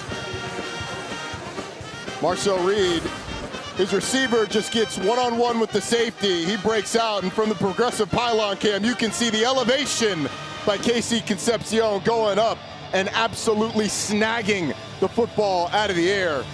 A couple big plays for Texas A&M. They only had 1 play over 20 yards in that first half. That Marcel Reed burst down to the end zone, or down inside the 20-yard line, gets him there, and you saw the stat. 86% of Casey Concepcion's receptions go for either a first down or a touchdown. That's most in the country for receivers with over 20 receptions. Well, the C in KC stands for clutch, I guess. That's what you're trying to tell me when you talk about those numbers. 8-point lead for the Aggies. The number 4 team in the country. Home team trying to snap that 4-game losing streak. Return from the 5. It's Rodney Hill. And Hill takes it out to the 25-yard line. Well, some ways, sometime you gotta dance to your own beat sometimes to get yourself ready, Roddy. Everybody warms up in different ways. This is very similar to the way you and I had to warm up during that 2-hour delay. A little music, a little dancing. I think KC told us last week it was a little NBA young boy, or a little baby. He's got the same playlist as you do. Hey, he might be up in the video next time if he keeps playing like that. 28-20. Washington on 1st and 10 between the tackles. Down to the 27-yard line. Onyedem with good penetration up the middle defensively. Sets up 2nd down and about 9 to go. Arkansas's offense with 36 yards in the first quarter, 135 in the second. Most of that coming on the last 2 drives where they were able to score a couple of touchdowns. Green out of the backfield, incomplete to Washington. He saw Des Ricks coming out of the corner of his eye. Incomplete. Sets up a 3rd down and 9, and we all know about how proficient that Aggie defense is on 3rd down. Number 1 in the country. Yeah, and the big thing that you have to do is find Cassius Howell. Where is number 9, and what do you do to contend with them? The back for Arkansas is to that side to give you the ability to chip if you need to help.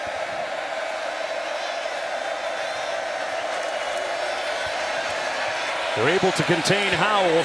High throw complete, but short of the first down. Damian Sanford made the stop on Mike Washington. Gain of about 2 on the play, so a quick 3 and out for the Razorbacks to start the 3rd quarter. Devin Bale comes in to punt. Texas A&M dropped into his own. It was really good protection by that Arkansas front. They need to be commended for that, but the coverage downfield was too much for Taylon Green to be able to find a receiver, and A&M continues to be excellent on these 3rd and longs. Concepcion does have a punt return for a touchdown this year of 80 yards. Bale with the punt. Boy, hesitated. Looked like he was pondering, thinking of taking off. Concepcion with the fair catch back at the 16-yard line. Nonetheless, a 55-yard boot by Bale.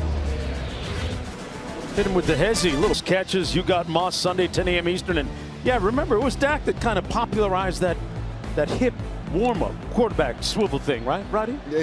He was the first one that was caught, and that's a good list to be on with Dak Prescott and Johnny Manziel for Taylon Green. Hips look a little tight there for Taylon. Got to keep him loose. Reed, meanwhile, is hit on his last 7 passes in a row. Make that 8 underneath to number 2, Terry Bussey, all the way out to the 40-yard line. Talk about Taylon Green bringing some pretty good company. Saw the graphic a moment ago. 5 straight games with 200 passing yards and 50 rushing yards. With Dak Prescott and Johnny Football played down in College Station, the team on the field right now. Owens and Morrow in the backfield. They're going to hand it off to Morrow. spins back and brought down after a gain of about 6 by Larry Worth. Colin Klein, the offensive coordinator for Texas A&M, is really high on Jamarian Morrow. Felt really strongly that they needed to get him the ball more. Scored a touchdown last week through the air on a little running back corner out of the backfield. They were looking to hit him on a wheel just on that play just a second ago to Terry Bussey, but they really love his short area quickness. A lot stronger than you would think for a guy who's 5'9", 205 pounds. Play clock down to 5. Reed. And they ran out of real estate down the sideline. Concepcion made the catch, but way out of bounds. Setting up a 3rd down and 4 to go. And a flag down.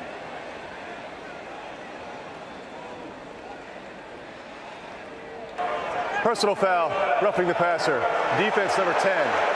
15-yard penalties from the previous spot and includes an automatic 1st down. Wow, roughing the passer. On Xavier Sori. Ball's gone for Marcel Reed, takes an extra step. There's not much there, but I mean, in this day and age, you take a little bit of an extra step and push the quarterback. It's going to be called roughing the passer. So I don't love it, Mark, but I can hear the enthusiasm in your voice. We're soft now, but it's called soft, and so it's going to be, you know, it's going to be what it is. By the letter of the law, probably excessive. So sure, roughing the passer. Hey, at least they didn't upgrade it to a misdemeanor. Yeah, exactly. Reed. Flagrant too. High for Concepcion, who took some smoke on the other end of that from Miguel Mitchell. It's a good job. Speaking of calls now, I mean, Marcel Reed throws what we call a hospital ball, which is one that used to get you sent to the hospital, and Miguel Mitchell actually does a good job of pulling up. Yeah. I mean, he could have absolutely unloaded on the receiver, but having had targeting in effect for as many years as we have, it's trained these defenders to not take those shots when you have the opportunity. That was Reed's first miss in the last 9 attempts. He's going to hand it off to Morrow. Pardon me, E.J. Smith, the son of Emmitt Smith. A couple of yards shy of the 1st down, picked up 8. Setting up a 3rd down and 2. This is the part of the game that last week against Florida, this A&M offensive line really took control. E.J. Smith, we were told, was going to get more carries, carried the ball well at the end of the game last week against Florida. But his ability to break tackles and the toughness that he runs with makes him trust it. They've got to get to the 28 to move the chains. Lorstrom in motion. Smith across the formation, got the 1st down, put his hat down, and put some heads to bed. Wow. Some hard running, imperious stepping by Emmitt Smith, E.J. Smith. Pardon me, 13 yards. Wow. Trey Zune, the left tackle, gets a tremendous block coming around, and E.J. Smith is going to follow it and just hit it on the hole that opens up. I mean, Trey Zune is able to find the little bit of space to get through there. It's actually a really good job by the right side of that offensive line to create the hole. Reed hands it off again. Smith again down inside the 15 to the 14. Cameron Ball with a 3-yard gain on the play. E.J. Smith, the transfer from Stanford University. Older, experienced grad transfer. It just gives them depth. And with Le'Veon Moss out, we knew we were going to see Owens, Daniels, Morrow, and Smith. They got a whole stable of running backs that they can just roll in, but none of those backs in the game right now. They go empty.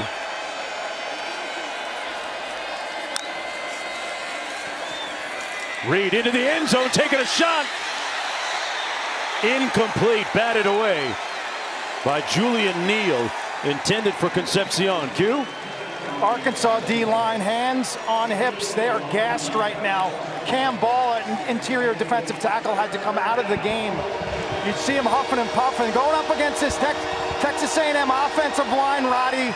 which is one of the best in the country. That's their identity, these big guys up front. And Ian Jeffrard, 380 pounds. Cameron Ball, 325, playing a ton of snaps right now. Caleb James, 99, and defensive tackle, 275 pounds.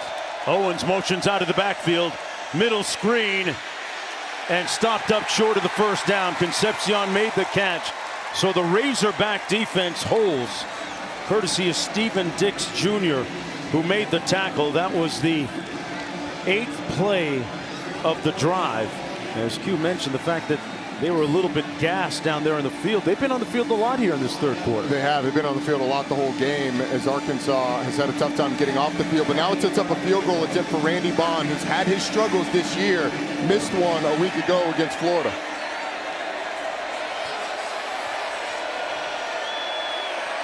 Bond. They've been imbuing him with confidence all week. Getting his swag back. Bond. Texas A&M trying to stay undefeated with a strong early showing here in the second half. Scored a field goal and a touchdown in the first 7+ minutes of this third quarter.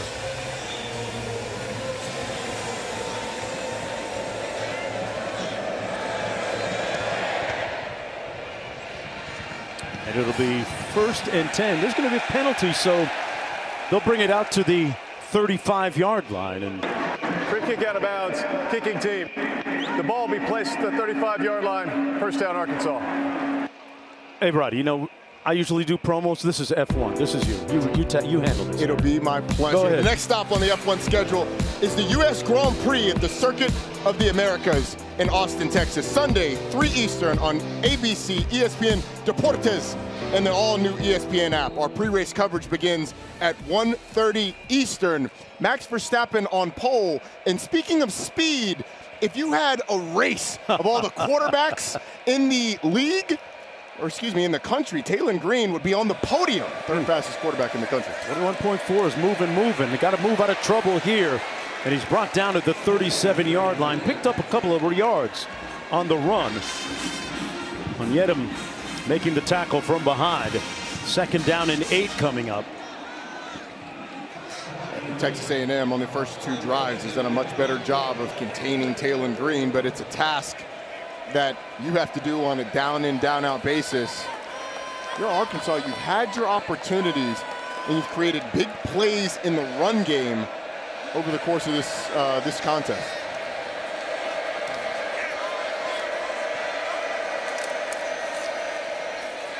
They're going to run it. And a nice move by Washington to pick up the first down.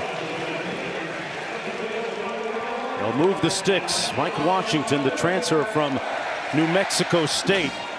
And he's made a really nice assimilation, a nice adjustment to Fayetteville, Arkansas. He really has. And the thing that makes this run game go, the offensive line consistently just strains. They fight and claw, and even though they're not perfect, by staying on those blocks, the running backs who are talented can make cuts off of them. They go empty, 5 receivers. Green, Brown with the catch and the first down. Brought down at the 40-yard line. And they move the sticks again. It's a Texas A&M defense that usually likes to play man coverage, but because of the success of Taylor Green's legs, if you're playing man and he breaks contain, there's nobody there looking at the quarterback, so you play zone so everybody's watching, but that means there's spaces for receivers to settle into. Playing a tempo game, pressure coming. Green outrunning the pressure. Green tiptoes out of bounds at about the 32. Let's see where they spot it. Deion Hayes, the transfer from Colorado, in pursuit. Well, Jordan Shaw is going to blitz from the right side, and he's going to come free. And Taylor Green just spins deep out of the pocket and breaks the contain. I mean, Texas A&M had this drawn up perfectly. You got a free rusher, you got a defensive end getting up the field. Doesn't matter when you have a guy that runs 21.4 miles an hour at the quarterback position. Good enough for 8 yards. Gets it out quick. Caught at the 25-yard line. That's Blake. And a flag down right there at the 25.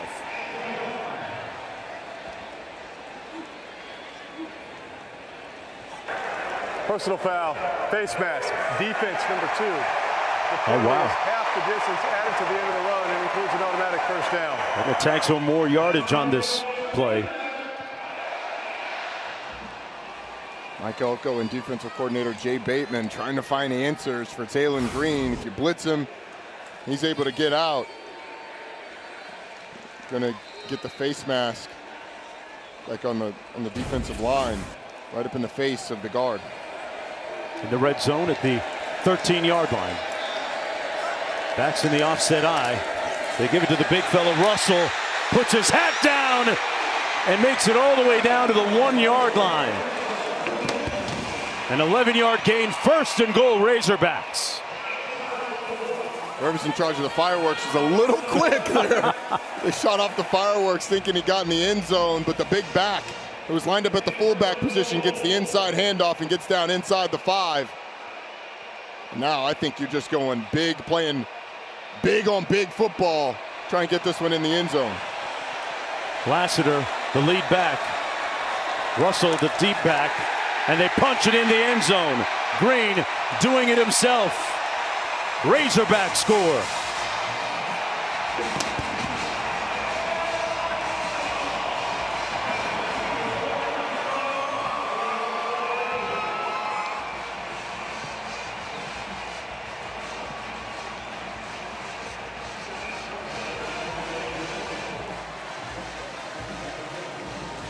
Green with his 2nd rushing touchdown of the afternoon. Reset the game clock to 4 minutes, 28 seconds. The touchdown was scored with 4:28.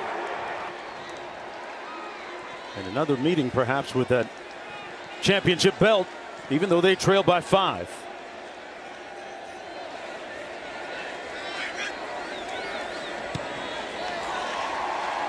Four-point football game with 4:28 to go. Playing like a champ. Got the belt right now to prove it, but plenty of football to go.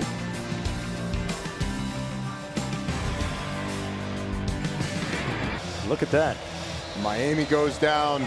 Ole Miss on the road at Georgia. No shame there. UNLV losing to Boise. How about Texas Tech? Without their starting quarterback, losing to Arizona State. Can Texas A&M survive and remain as one of the undefeateds? That was tonight's playbook, brought to you by Flyhouse.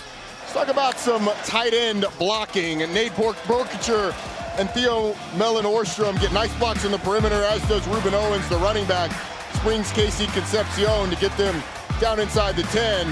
That led to a touchdown, and Borkacher getting involved again. The play action sucks in a couple of Arkansas defenders. Borkacher is able to get to the edge.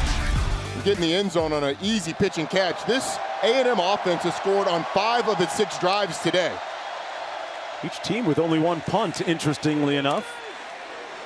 Nice run in traffic by Ruben Owens II, who last week in their win against Florida ran for 51 yards.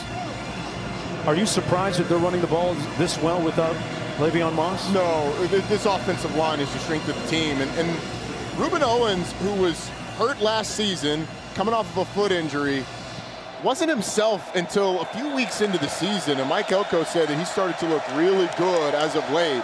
He's got a deep and talented running back room.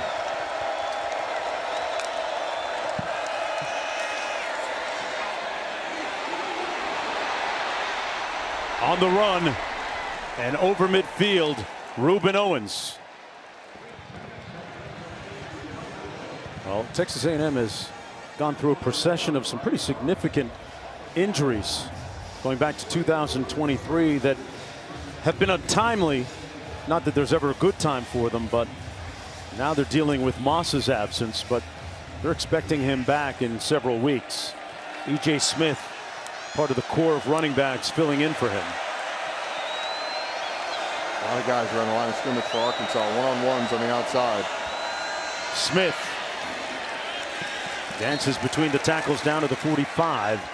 Picked up 3 yards on the play. Cameron Ball, who was cited by the defensive staff as one of those guys that has to play well today for Arkansas. Mike Elko's team has been built on the lines of scrimmage, and even though Arkansas keeps putting bodies around that line of scrimmage, Texas A&M remains dedicated to the run. On 2nd and 7. Marcel Reed checks it down out of the backfield. Some hard, determined running by E.J. Smith, who delivered the blow there. Tell you what, Miguel Mitchell had to break down in case Smith decided, as he took a couple slower steps, in case E.J. Smith decided to go inside, but Smith accelerated into the hit. Wow. Defensive back did a good job to hold on for dear life and wrangle him to the ground. Approaching 2 minutes to go in the third. First down and 10, Texas A&M. Reed with a clean pocket. All day to throw. That ball was partially tipped, it looked like, at the line of scrimmage by Xavier Sori Jr., number 10 there, resulting in the incompletion. 2nd down and 10 coming up. It's been really tough for Arkansas all day long to create a pass rush against Marcel Reed, Mark. It's felt like when they have gotten some penetration into the backfield to disturb Reed, he's been able to move up and find space in the pocket and use his legs. But more recently, he's just had a ton of time to throw the ball.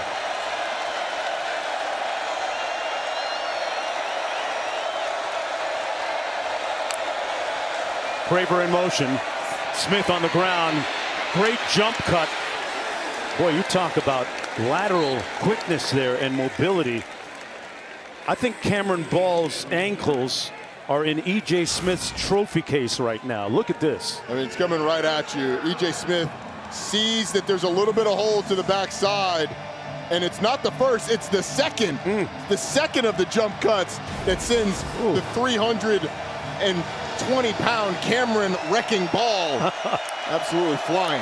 8-yard gain, setting up a 3rd down. A long 2 to go. Reed gets it out quick. Concepcion with a 1st down reception just inside the 25-yard line. Marcel Reed moving this offense down the field with metronomic precision right now, late in the 3rd quarter. KC Concepcion went like he was going to block for a bubble screen and then just disengaged from the defender. Jaheim Singletary went inside. Marcel Reed delivered an accurate football. And once again, we're talking about Arkansas's defense needing to come up with a stop inside the 20-yard line. After the 11-yard gain. It's Smith breaking a couple tackles. Smith, touchdown Aggies. But there's a flag down on the play. Several of them, in fact.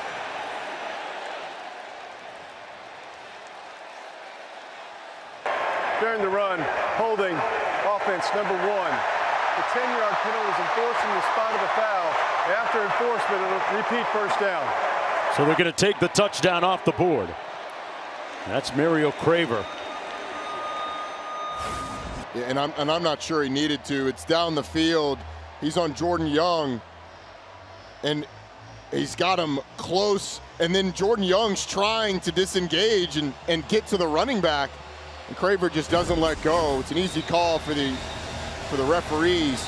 I'm not sure he needed to, though. The way E.J. Smith's running, probably could have broken that tackle. You at least want to give your running back a chance to, so it doesn't get called back. 30 seconds to go in the 3rd quarter. 1st and 5. Ruben Owens in the backfield. Smith back on the bench. Single back set. Owens sprinting into the end zone. Touchdown. So they get it back on the next play.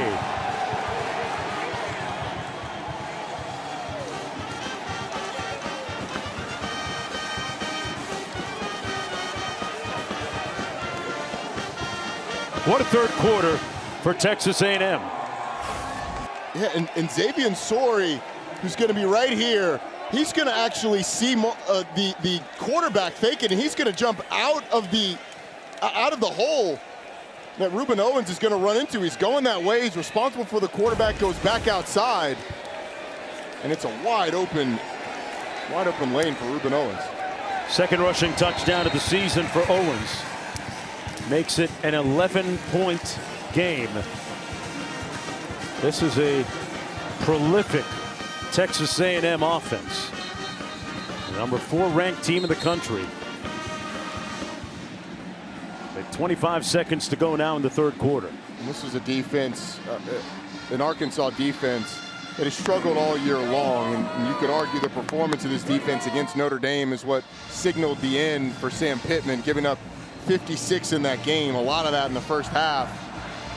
And the issues that we've seen all year long have really popped up today. And I think this is an offense that shouldered a lot of the burden, but you're going to need a stop at some point. A&M has now scored on all but one of their drives and scored touchdowns on 5 of their 6 scores, 5 of their 7 total drives. Wow.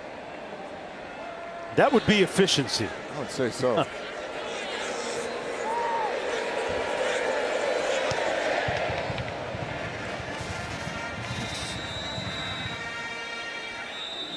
So Arkansas will have it 1st and 10 from their own 25-yard line. Let's not forget, though, Mark, Arkansas was down 2 scores last week to Tennessee in the 4th quarter. We're able to come back and bring that within 1 score, and we're a defensive stop away from getting the ball back to their offense. This is a team that is not going to quit, or has not shown the willingness to quit this year. They have continued to fight, and they've kind of had this A&M defense's number. They only had 1 punt on the day. Mike Washington Jr. in the backfield beside Taylon Green. This is his carry. Put his hat down and picked up about 4 yards on the play. And one thing that's good news for Arkansas, Roddy, we talked about it in our meetings a little bit earlier. Ball security has not been an issue. No, it has not today. They've lost the turnover margin. They've lost the turnover margins in each of the last 4 games. Turnovers have not been a problem. Green, incomplete near midfield for C.J. Brown. Julio Humphrey in on the coverage, and that's going to do it for. Give ourselves a chance. Thank you, Coach. Well, here we go. Razorbacks with a football from the 29. Green out of the shotgun.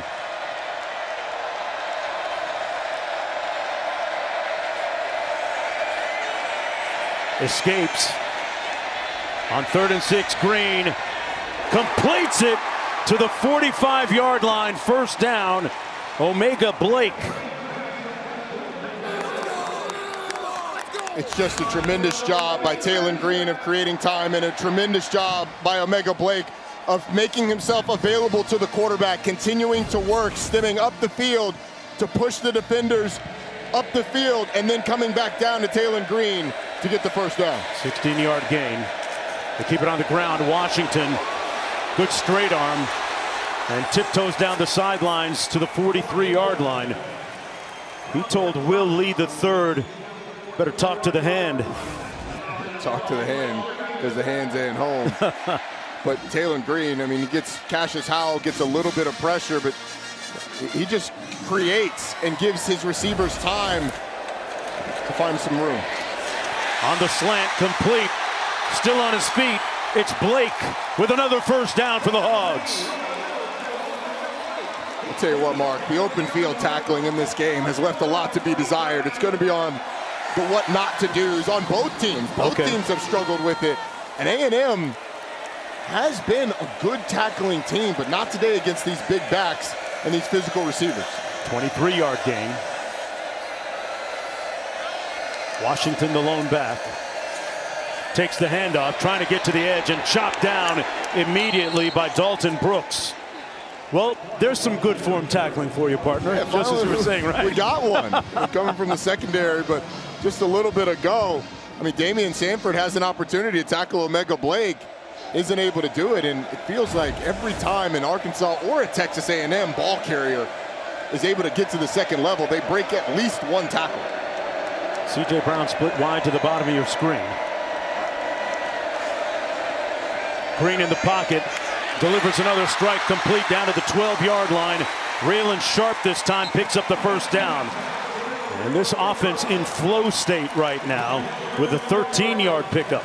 And a lot of it because I think A&M is afraid of Taylon Green's running the football. As we have a player down. The question is, was the player down before the ball was spotted or after? Number 7 of Texas A&M went down after the ball was ready for play. By rule, timeout is charged to Texas A&M. There's your answer. Yep, there's the new rule, the point of emphasis this year in collegiate football. There's a new rule created to prevent teams from feigning injuries to slow down tempo. And Tyreek Chappelle, after the ball is spotted, he ends up going down to the ground. And Bobby Petrino knows it. Throw the flag. And whether the injury is legitimate or not, it's not up to the referee's discretion. If the ball is spotted ready for play and a player goes down injured after, it is an automatic timeout. And if the team has no timeouts, it's a 5-yard penalty for delay of game. Well, the Chappelle Show will have a temporary delay. He'll come out of the football game. Well, this is like when he went overseas. He disappeared for a while. Tyreek Chappelle, the nickelback. There's the new rule. If a player presents as injured after the ball is spotted, team charged a timeout. Either that or a 5-yard penalty if they don't have any remaining. So the ball at the 11. 1st and 10 for the Razorbacks. Backs in the offset eye. It goes to Russell. And Russell is brought down and a flag down as well.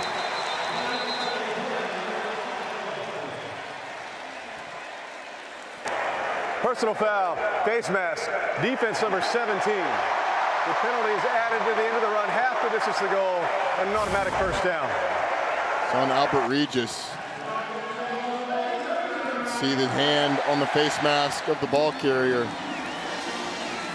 The big defensive tackle has done a nice job the last 2 weeks, just reaching out, trying to make a play, but unfortunately grabs what he can from Braylon Russell, and it happened to be the face mask. Yeah.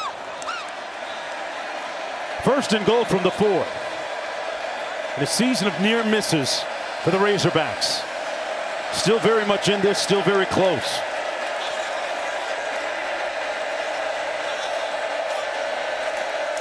Washington with nowhere to go.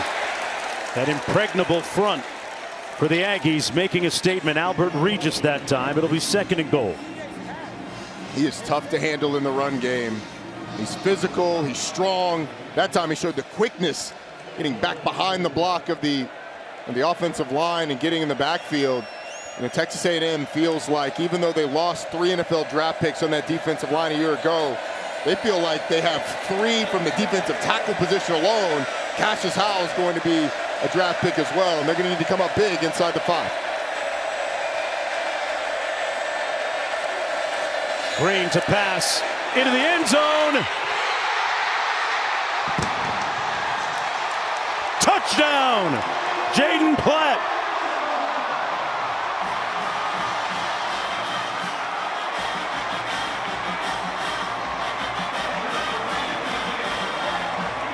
What a throw by Taylon Green.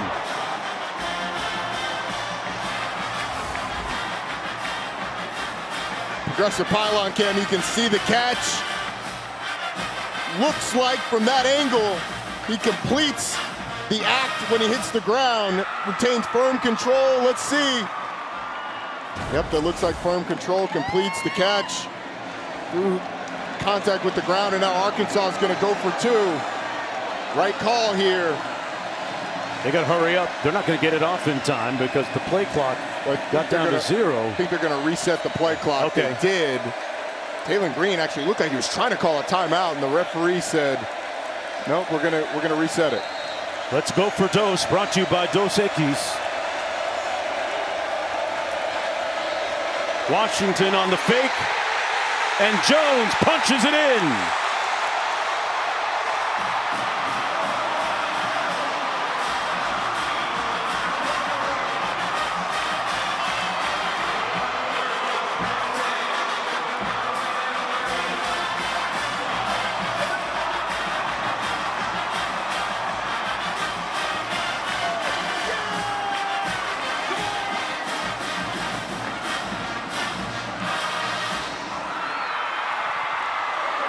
Eleven and a half minutes to go. Bobby Petrino said that he wanted his team to have fun. today. And you mentioned earlier, Mark, he gave this stadium confidence. That's what a great quarterback does for you. You saw him smile, him having fun. Bobby Petrino says that's when he's at his best. What he needs now, what Taylor Green and Bobby Petrino need now, is the defense to take advantage of the energy in this stadium coming from the crowd. Because of the delay, this has turned into an SEC environment at night, and those are just built different.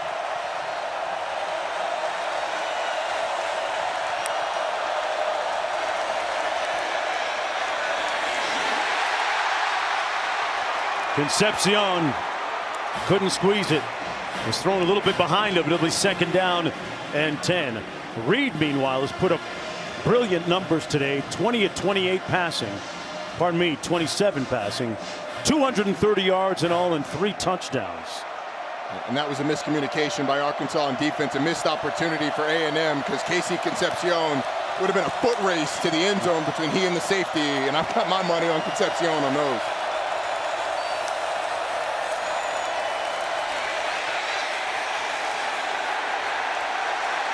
Three-yard gain by Owens. Geffrard with the stop. So it'll be 3rd down coming up for Mike Elko's squad. Mike Elko's Texas A&M squad, 4 of 8 on 3rd down today. This has not been a great 3rd down offense all year long. What does Chris Wilson, the defensive coordinator for Arkansas, have? Was named defensive coordinator after the firing of Sam Pittman. Travis Williams was let go. What does Chris Wilson bring? They're 4 of 8 on 3rd down. Reed pulls, complete. Let's see where they mark this. Let's see where they mark it. It's going to be just shy of the 1st down, caught by Craver. If you're A&M, do you dare go for it? I think you're sending the offense on the field to see if you can draw Arkansas offside. They're bringing in a lot of beef. Boy, nothing says confidence like going for it on 4th down here from your own 34 and a bit. They've converted twice today on 4th down already. E.J. Smith in the backfield. He's got a little company.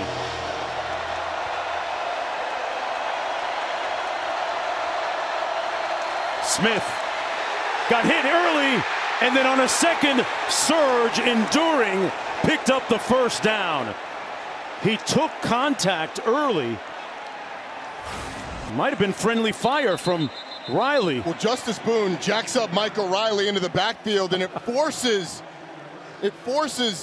E.J. Smith to have to bounce off of that. Lost his helmet by rule. He must step out of the game. Riley got blown up. Please reset the play clock to 40 seconds. It will start on the ready for play. I mean, Justice Boone almost put Michael Riley in the stat sheet as a tackle. But the balance of E.J. Smith and the inability for Arkansas to get anybody else around the football, Texas A&M converts. What a call by Mike Elko going for it on 4th down in that situation. I mean, his defense has been on its heels, so I like the call to go for it. That Razorback defense has spent a lot of time on the field. Reed going through his progression, incomplete for Craver. It'll be 2nd and 10. Marcel Reed saw a free blitzer steaming through the hole late, but he started to fade a little bit. He actually had more time in the pocket than I think he anticipated. But this is what this Arkansas defense hasn't been able to get in these games where they've lost by 1 score. 3 games they've lost by 1 score. The defensive stop is what they've needed. Offense has also had turnover issues at the end of games.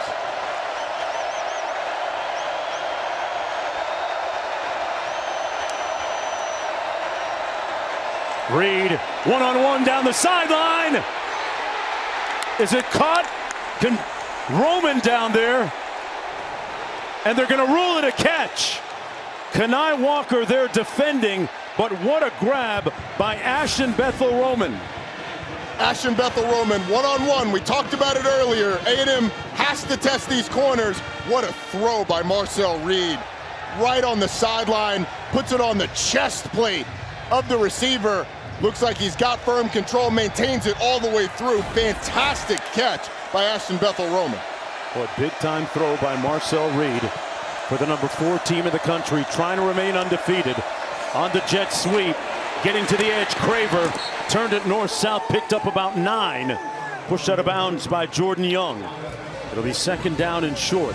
Partner Ashton Bethel-Roman had 5 catches on the season coming into this game. He's got 4 catches for 83 yards today. And he is a talented receiver that just hasn't had the opportunities as a redshirt freshman, but he has come up big when they've asked him to. Got NFL lineage. His father, Mark Roman, played with the Bengals in the league.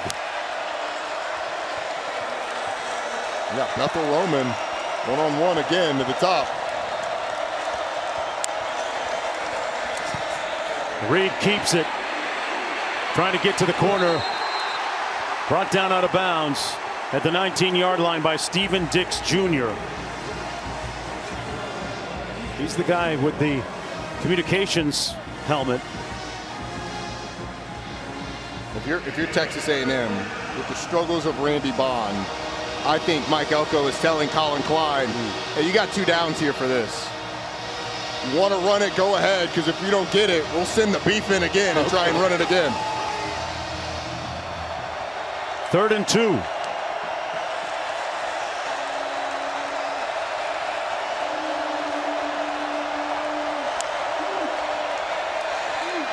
Owens makes the catch and gets the first down.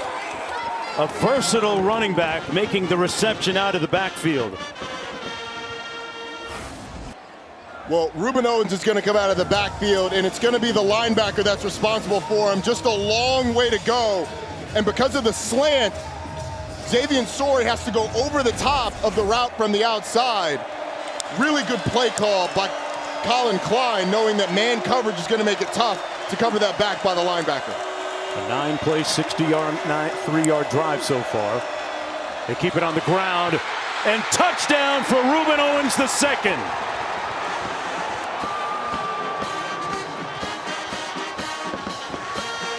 That is a soul-sucking touchdown for the opposition.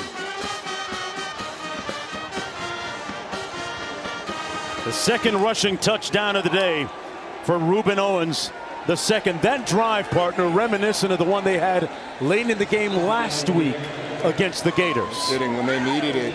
You get the 4th down conversion, and these long drives have really worn on this Arkansas defense. They look tired at the end. 10 plays, 75 yards, almost 4.5 minutes plus on the clock, and some long faces, lugubrious looks on the fans here at Arkansas. Made it look easy. Arkansas with an uphill climb when we come back. Doak Walker Award winner. Used to love watching him run the football. He and Felix Jones in that prolific backfield. I used to love the box Chevy, that red box Chevy that used to drive around Fayetteville. Always wanted to take a spin at the wheel. Me too. First game I ever went to, big-time college football game, he was playing against University of Georgia, and he was phenomenal. Let's take a look at our player spotlight, brought to you by Cintas. Great numbers tonight by both quarterbacks. Actually, Reed, 23 of 31, 281 yards, 4 touchdowns. Both of them with 4 touchdowns. Taylor Green, of course, with rush yardage. Quarterbacks have come to play, and Taylor Green is going to need to create a couple more memorable moments if he's going to get his team into this one for a win. Back to pass. And under pressure, brought down inside the 5 by Deion Hayes, the Pitt and Colorado transfer. Cassius Howell there as well. It was started by the unrelenting rush of Cassius Howell that chases him one way, and then when he goes the other, Deion Hayes cleans it up. If you could have a hockey assist on a sack, Cassius Howell would have gotten that one because he created it and Deion Hayes finished it. I like that. Second sack today for their defense. Green taking the snap out of his own end zone right now. Almost got caught with a safety, incomplete. Mike Washington was right there. Who else but Cassius Howell was there with the pressure. He gets double teamed, Roddy, about 75% of the time. And when he gets his one-on-ones, he's usually very successful with those opportunities. These are the types of situations where those one-on-ones come a lot, because you got to get people out in the route. You got to give Taylon Green some options to be able to throw the football. But Cassius Howell doesn't look like there's anyone there to help the tackle. Green out of the end zone. Incomplete for Washington, who dropped it. And it's a quick 3 and out for the Razorbacks, with the clock their enemy. And Cassius Howell tries to do a spin move inside. The guard was there to help on the inside, but as Taylon Green starts to scramble, he gets his hands up. And had he not taken the sack, this is a situation down double digits late in the game where you'd go for it in this situation if it was like 4th and even 10, but because of the big sack and getting nothing else on the next two plays, 4th and 30, you can't go for it. Devin Bale punting from the back of his own end zone, a high spiral to Concepcion, who has a punt return for a touchdown this year. Won't try it this time. Fair catch. They're going to spot it at the 43. 1st and 10 from there. Aggies on the cusp of remaining undefeated.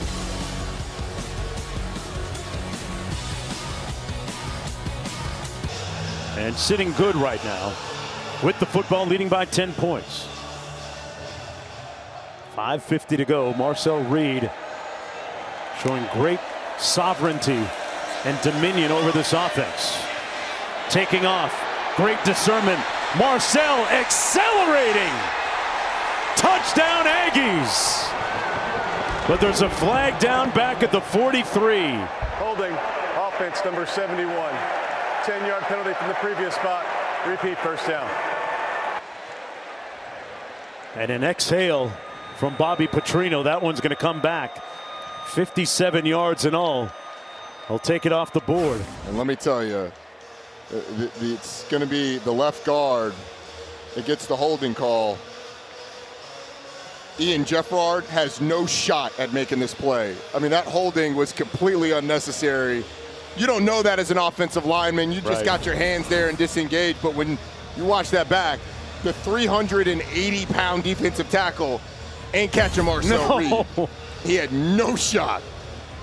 Hey, a win tonight. Mike Elko's school will improve to 7-0 for the first time since '94. Think about all the great teams, but they are playing the long game in College Station. They remember some of the recent fades late in the season.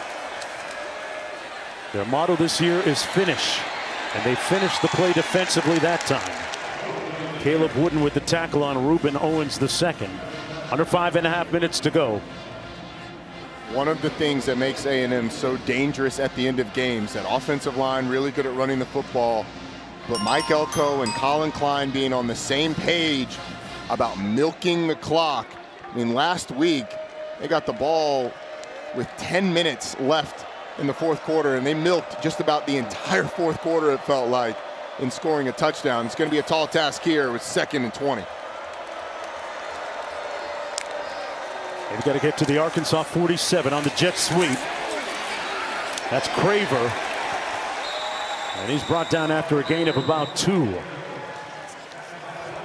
Clock running. Colin Klein, the former quarterback at Kansas State, played for the legendary Bill Snyder. Does such a great job with Texas A&M's run game and how dangerous it makes them behind that really talented offensive line. That allows Marcel Reed to be able to find receivers both short and deep. But on this 3rd and long, the thing that you're telling your quarterback, if you do indeed throw the ball, is just take care of the football and end this with a kick of some sort.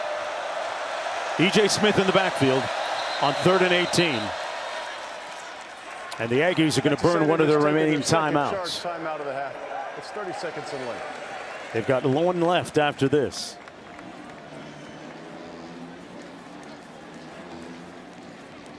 We're going to stay right here. Boy, Marcel Reed has really grown and matured as a quarterback. We've seen it just in the last couple of weeks alone, Roddy. He looked very poised to begin the game against Florida last week and has built on last week's success with sparkling numbers here tonight. And I think throwing the football, the thing that he's avoided in this game that's plagued him in some others is the long stretches of incompletions, of being off. Hasn't really had that this game. 23 of 31. I think his ability to rush when he needed to and maneuver in the pocket has been on full display. Is it a good thing if at some point he outgrows the moniker of being a rhythm shooter? Yeah, absolutely. Okay. You'd rather be a guy who it doesn't matter if it's going well or not. You can make the easy completions. I don't know what the basketball analogy of that would be. Probably Steph Curry. It doesn't matter. He's in rhythm or not. It's dangerous. That's what Colin Klein, the offensive coordinator, called his quarterback Marcel Reed a rhythm shooter. He's been in rhythm most of the day. Looking to throw again here off the play fake. Incomplete at the 42-yard line. Throw a little bit high for Craver. Let's go down to Quint. Yeah, one thing about Reed tonight that stands out for me is the way he's been marrying his footwork in the pocket and dialing things up. You know, he's the type of player, he's an instinctual player. He plays the game as he sees it. And tonight, as this injury, Mario Craver, I believe, is down on the field. Reed has really dialed up his footwork in the pocket. It's enabled him to scramble and be super dangerous. A lot of that cue has to do with the fact that Arkansas hasn't been able to affect him with a pass rush. This play, the ball high and inside for Mario Craver, and then hits the ground hard. He's coming from a long way up. Yeah, Kenai Walker was able to get that arm in there and make sure that the landing wasn't a soft one. Been one of the most dangerous receivers in the country, leading rusher in the SEC. Excuse me, leading receiver in the SEC. It's been tremendous after the catch. Transfer from Mississippi State. He and Concepcion both were in the portal a year ago. There's the two of them who keep each other accountable, in the words of Concepcion. Makes for some great workouts and productivity on the field. Second punt of the evening. That's right, just the second for Tyler White coming up. Cam Shanks back deep there for the Razorbacks.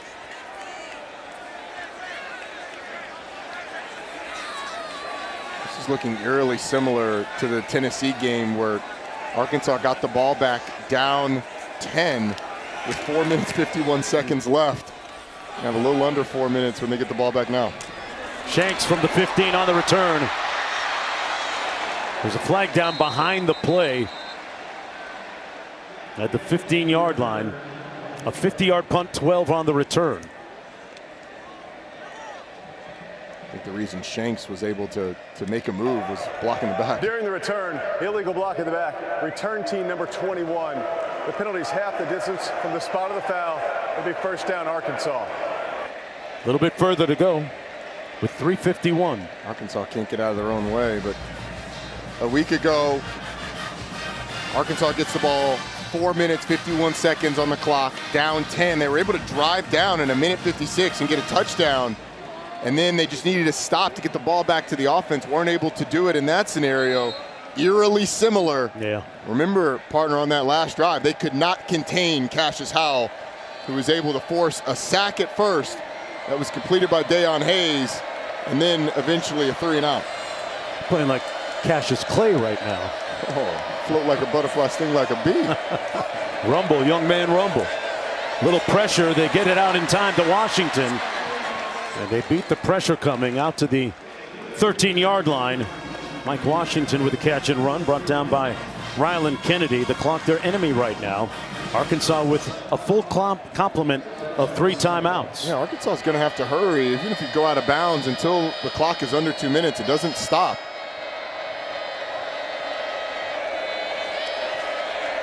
Green into a tight window, incomplete at the 25. Batted away by Will Lee III, intended for Blake. So it'll be 3rd down and 4 for the Razorbacks. It's 3rd and 4. A&M has to keep Taylon Green in the pocket, but Arkansas has to find number 9, Cassius Howell, to the bottom of your screen. How do you contain the rush of number 9?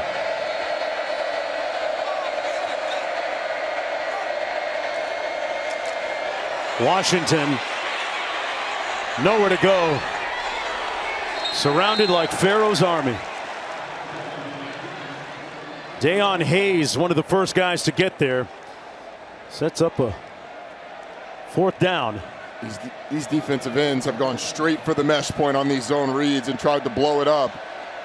And this is the ball game for Arkansas. You got to convert on this to have any shot. Question is, what do you go with? Deion Hayes has been able to get in the backfield. Cassius Howell has been able to get in the backfield. They need a big miracle, or at least a big play here. Blitz coming. Green trying to escape. Turns the corner. Bends that corner. High stepping. Still on his feet. Taylor Green at midfield.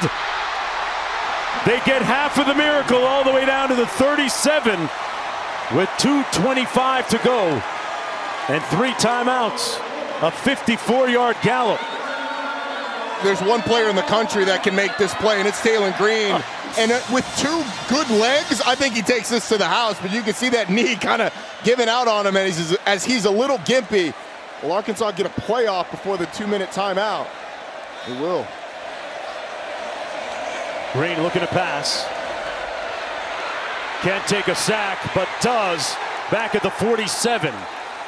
And that'll take us to the 2-minute timeout. Marco Jones making the sack along with TJ Searcy.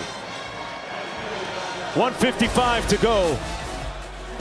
Taylor Green with one last gasp effort perhaps remaining. We'll find out.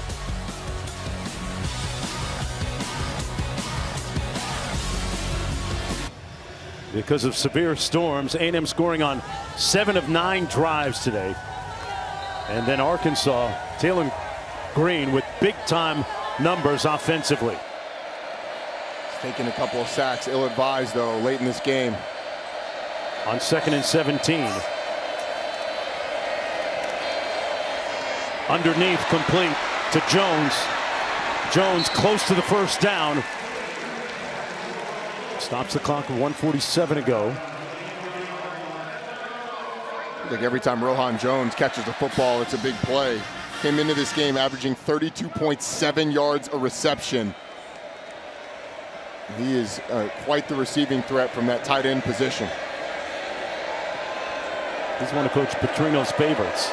18-yard pickup on the 1st down. From the 28. Blitz off the edge. And Green sacked all the way back at the 46-yard line by Dalton Brooks. I don't know that Taylor Green saw the blitz off the edge. We've seen him spin to his left over and over and over. And this time, Jay Bateman says, all right, we'll bring the nickel. We'll figure out a way to get the safety down near the line of scrimmage. So when you spin that way, we've got a little more athleticism to bring you down. Another ill-advised sack taken by Taylor Green, and a lot of time taken off the clock between plays. All the way back to the 46. And they're going to blow this dead. A flag on the field. Arkansas it's going to be a false start on Arkansas. They're going to have to take the timeout to avoid a 10-second runoff. Great point there, Roddy.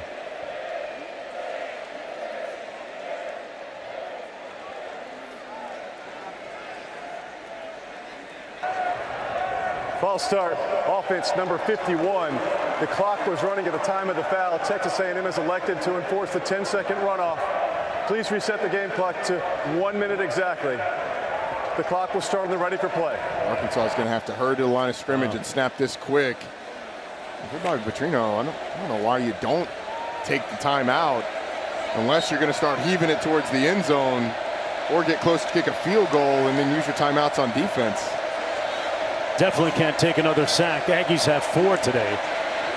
Green launches, complete in the middle of the field. Blake still on his feet. Blake shaking and moving down inside the 15. 1st and 10. A 36-yard gain. Omega Blake. As the clock started on that ready for play, I mean, that ball was snapped with 1 minute now left. Now you have 38 seconds, and you need 2 scores.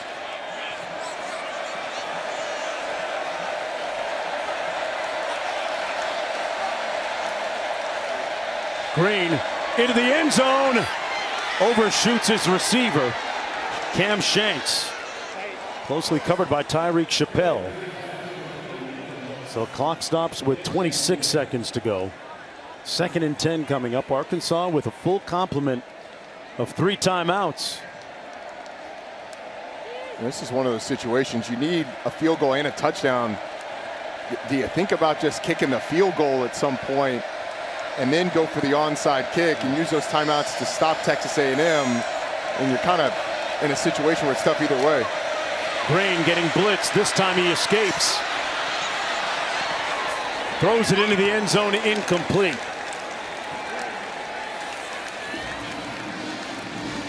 So 3rd and 10 coming up.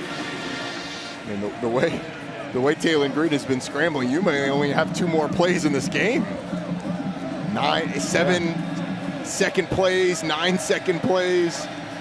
Using a lot of clock. And no timeouts have you used. 3rd and 10, 18 seconds to play.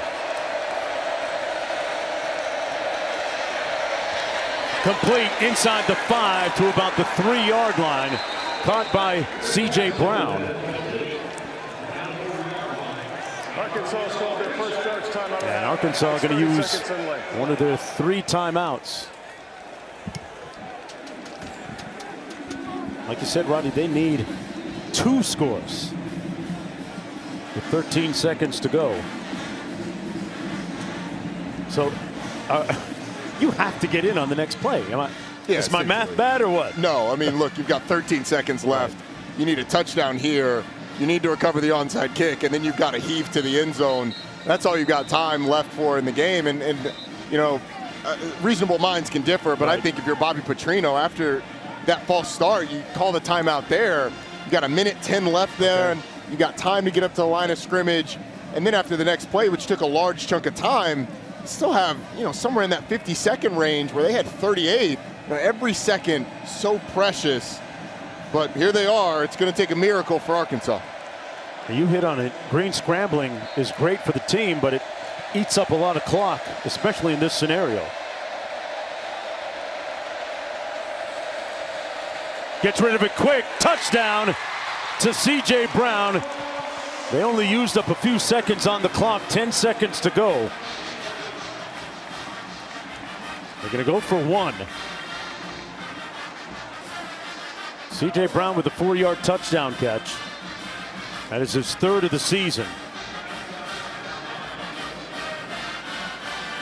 We'll see how it impacts the game. Arkansas is going to have a chance with an onside kick to recover it, but either way, very important touchdown to some.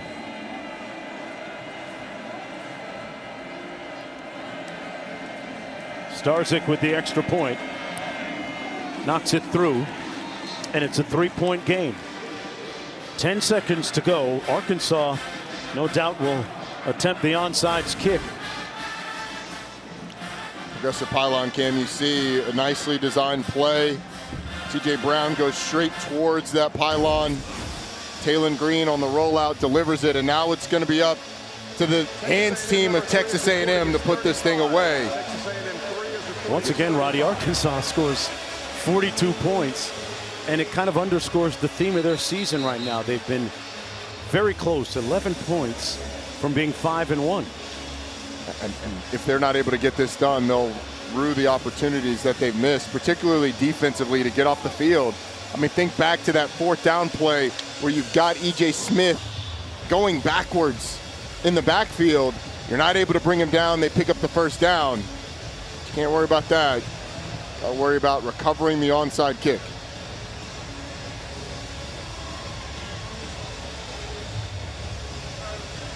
Charlie Vondermedden, number 46 there, will be the one to attempt the onside kick.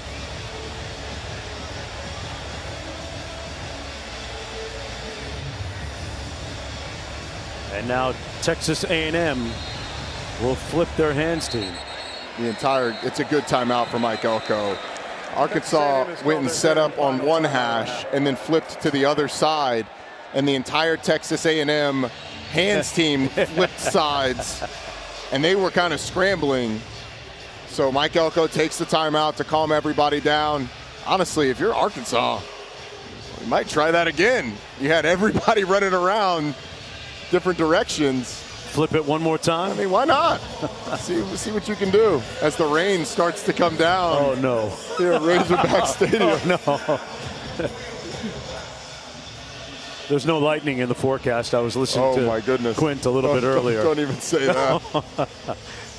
We had a 2-hour-plus rain delay because of lightning. So here we go.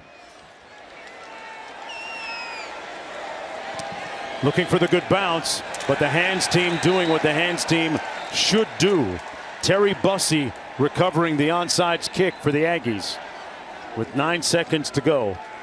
There's a flag on the far side of the field.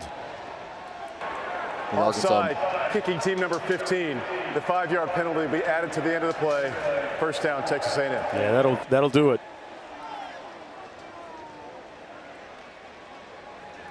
You always look to get that high carom on that second or third hit, right? You got to get it past the first line first and foremost, and that's what Arkansas wasn't able to do there. And for Texas A&M, certainly was not a pretty performance defensively. Offensively, you're going to feel great, but you now have a Texas A&M team that's won a 41-40 game.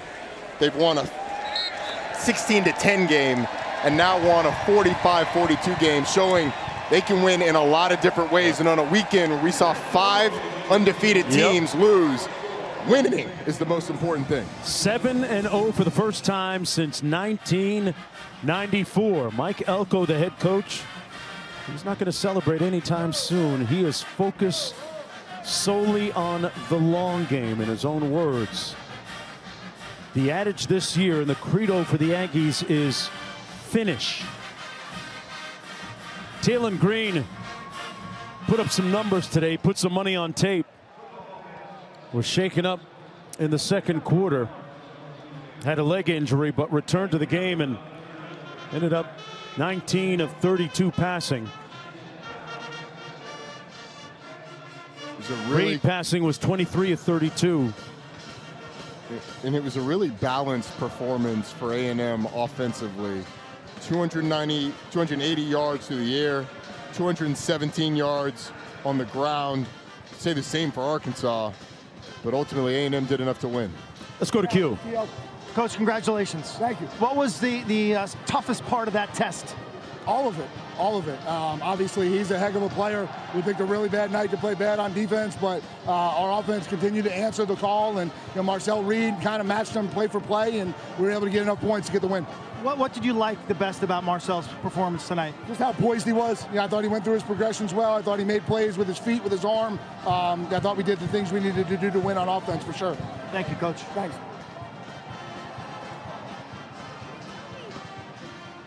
Seven 7-0, number 4 in the country. Texas A&M wins it. They'll be on the road for a couple of more weeks before returning home to College Station, and they survive this test. They win it. For Roddy Jones, Quint Kesenick, and our entire crew, talented group behind the camera you never get a chance to see. I'm Mark Jones. So long, folks, from Fayetteville, where it's not raining.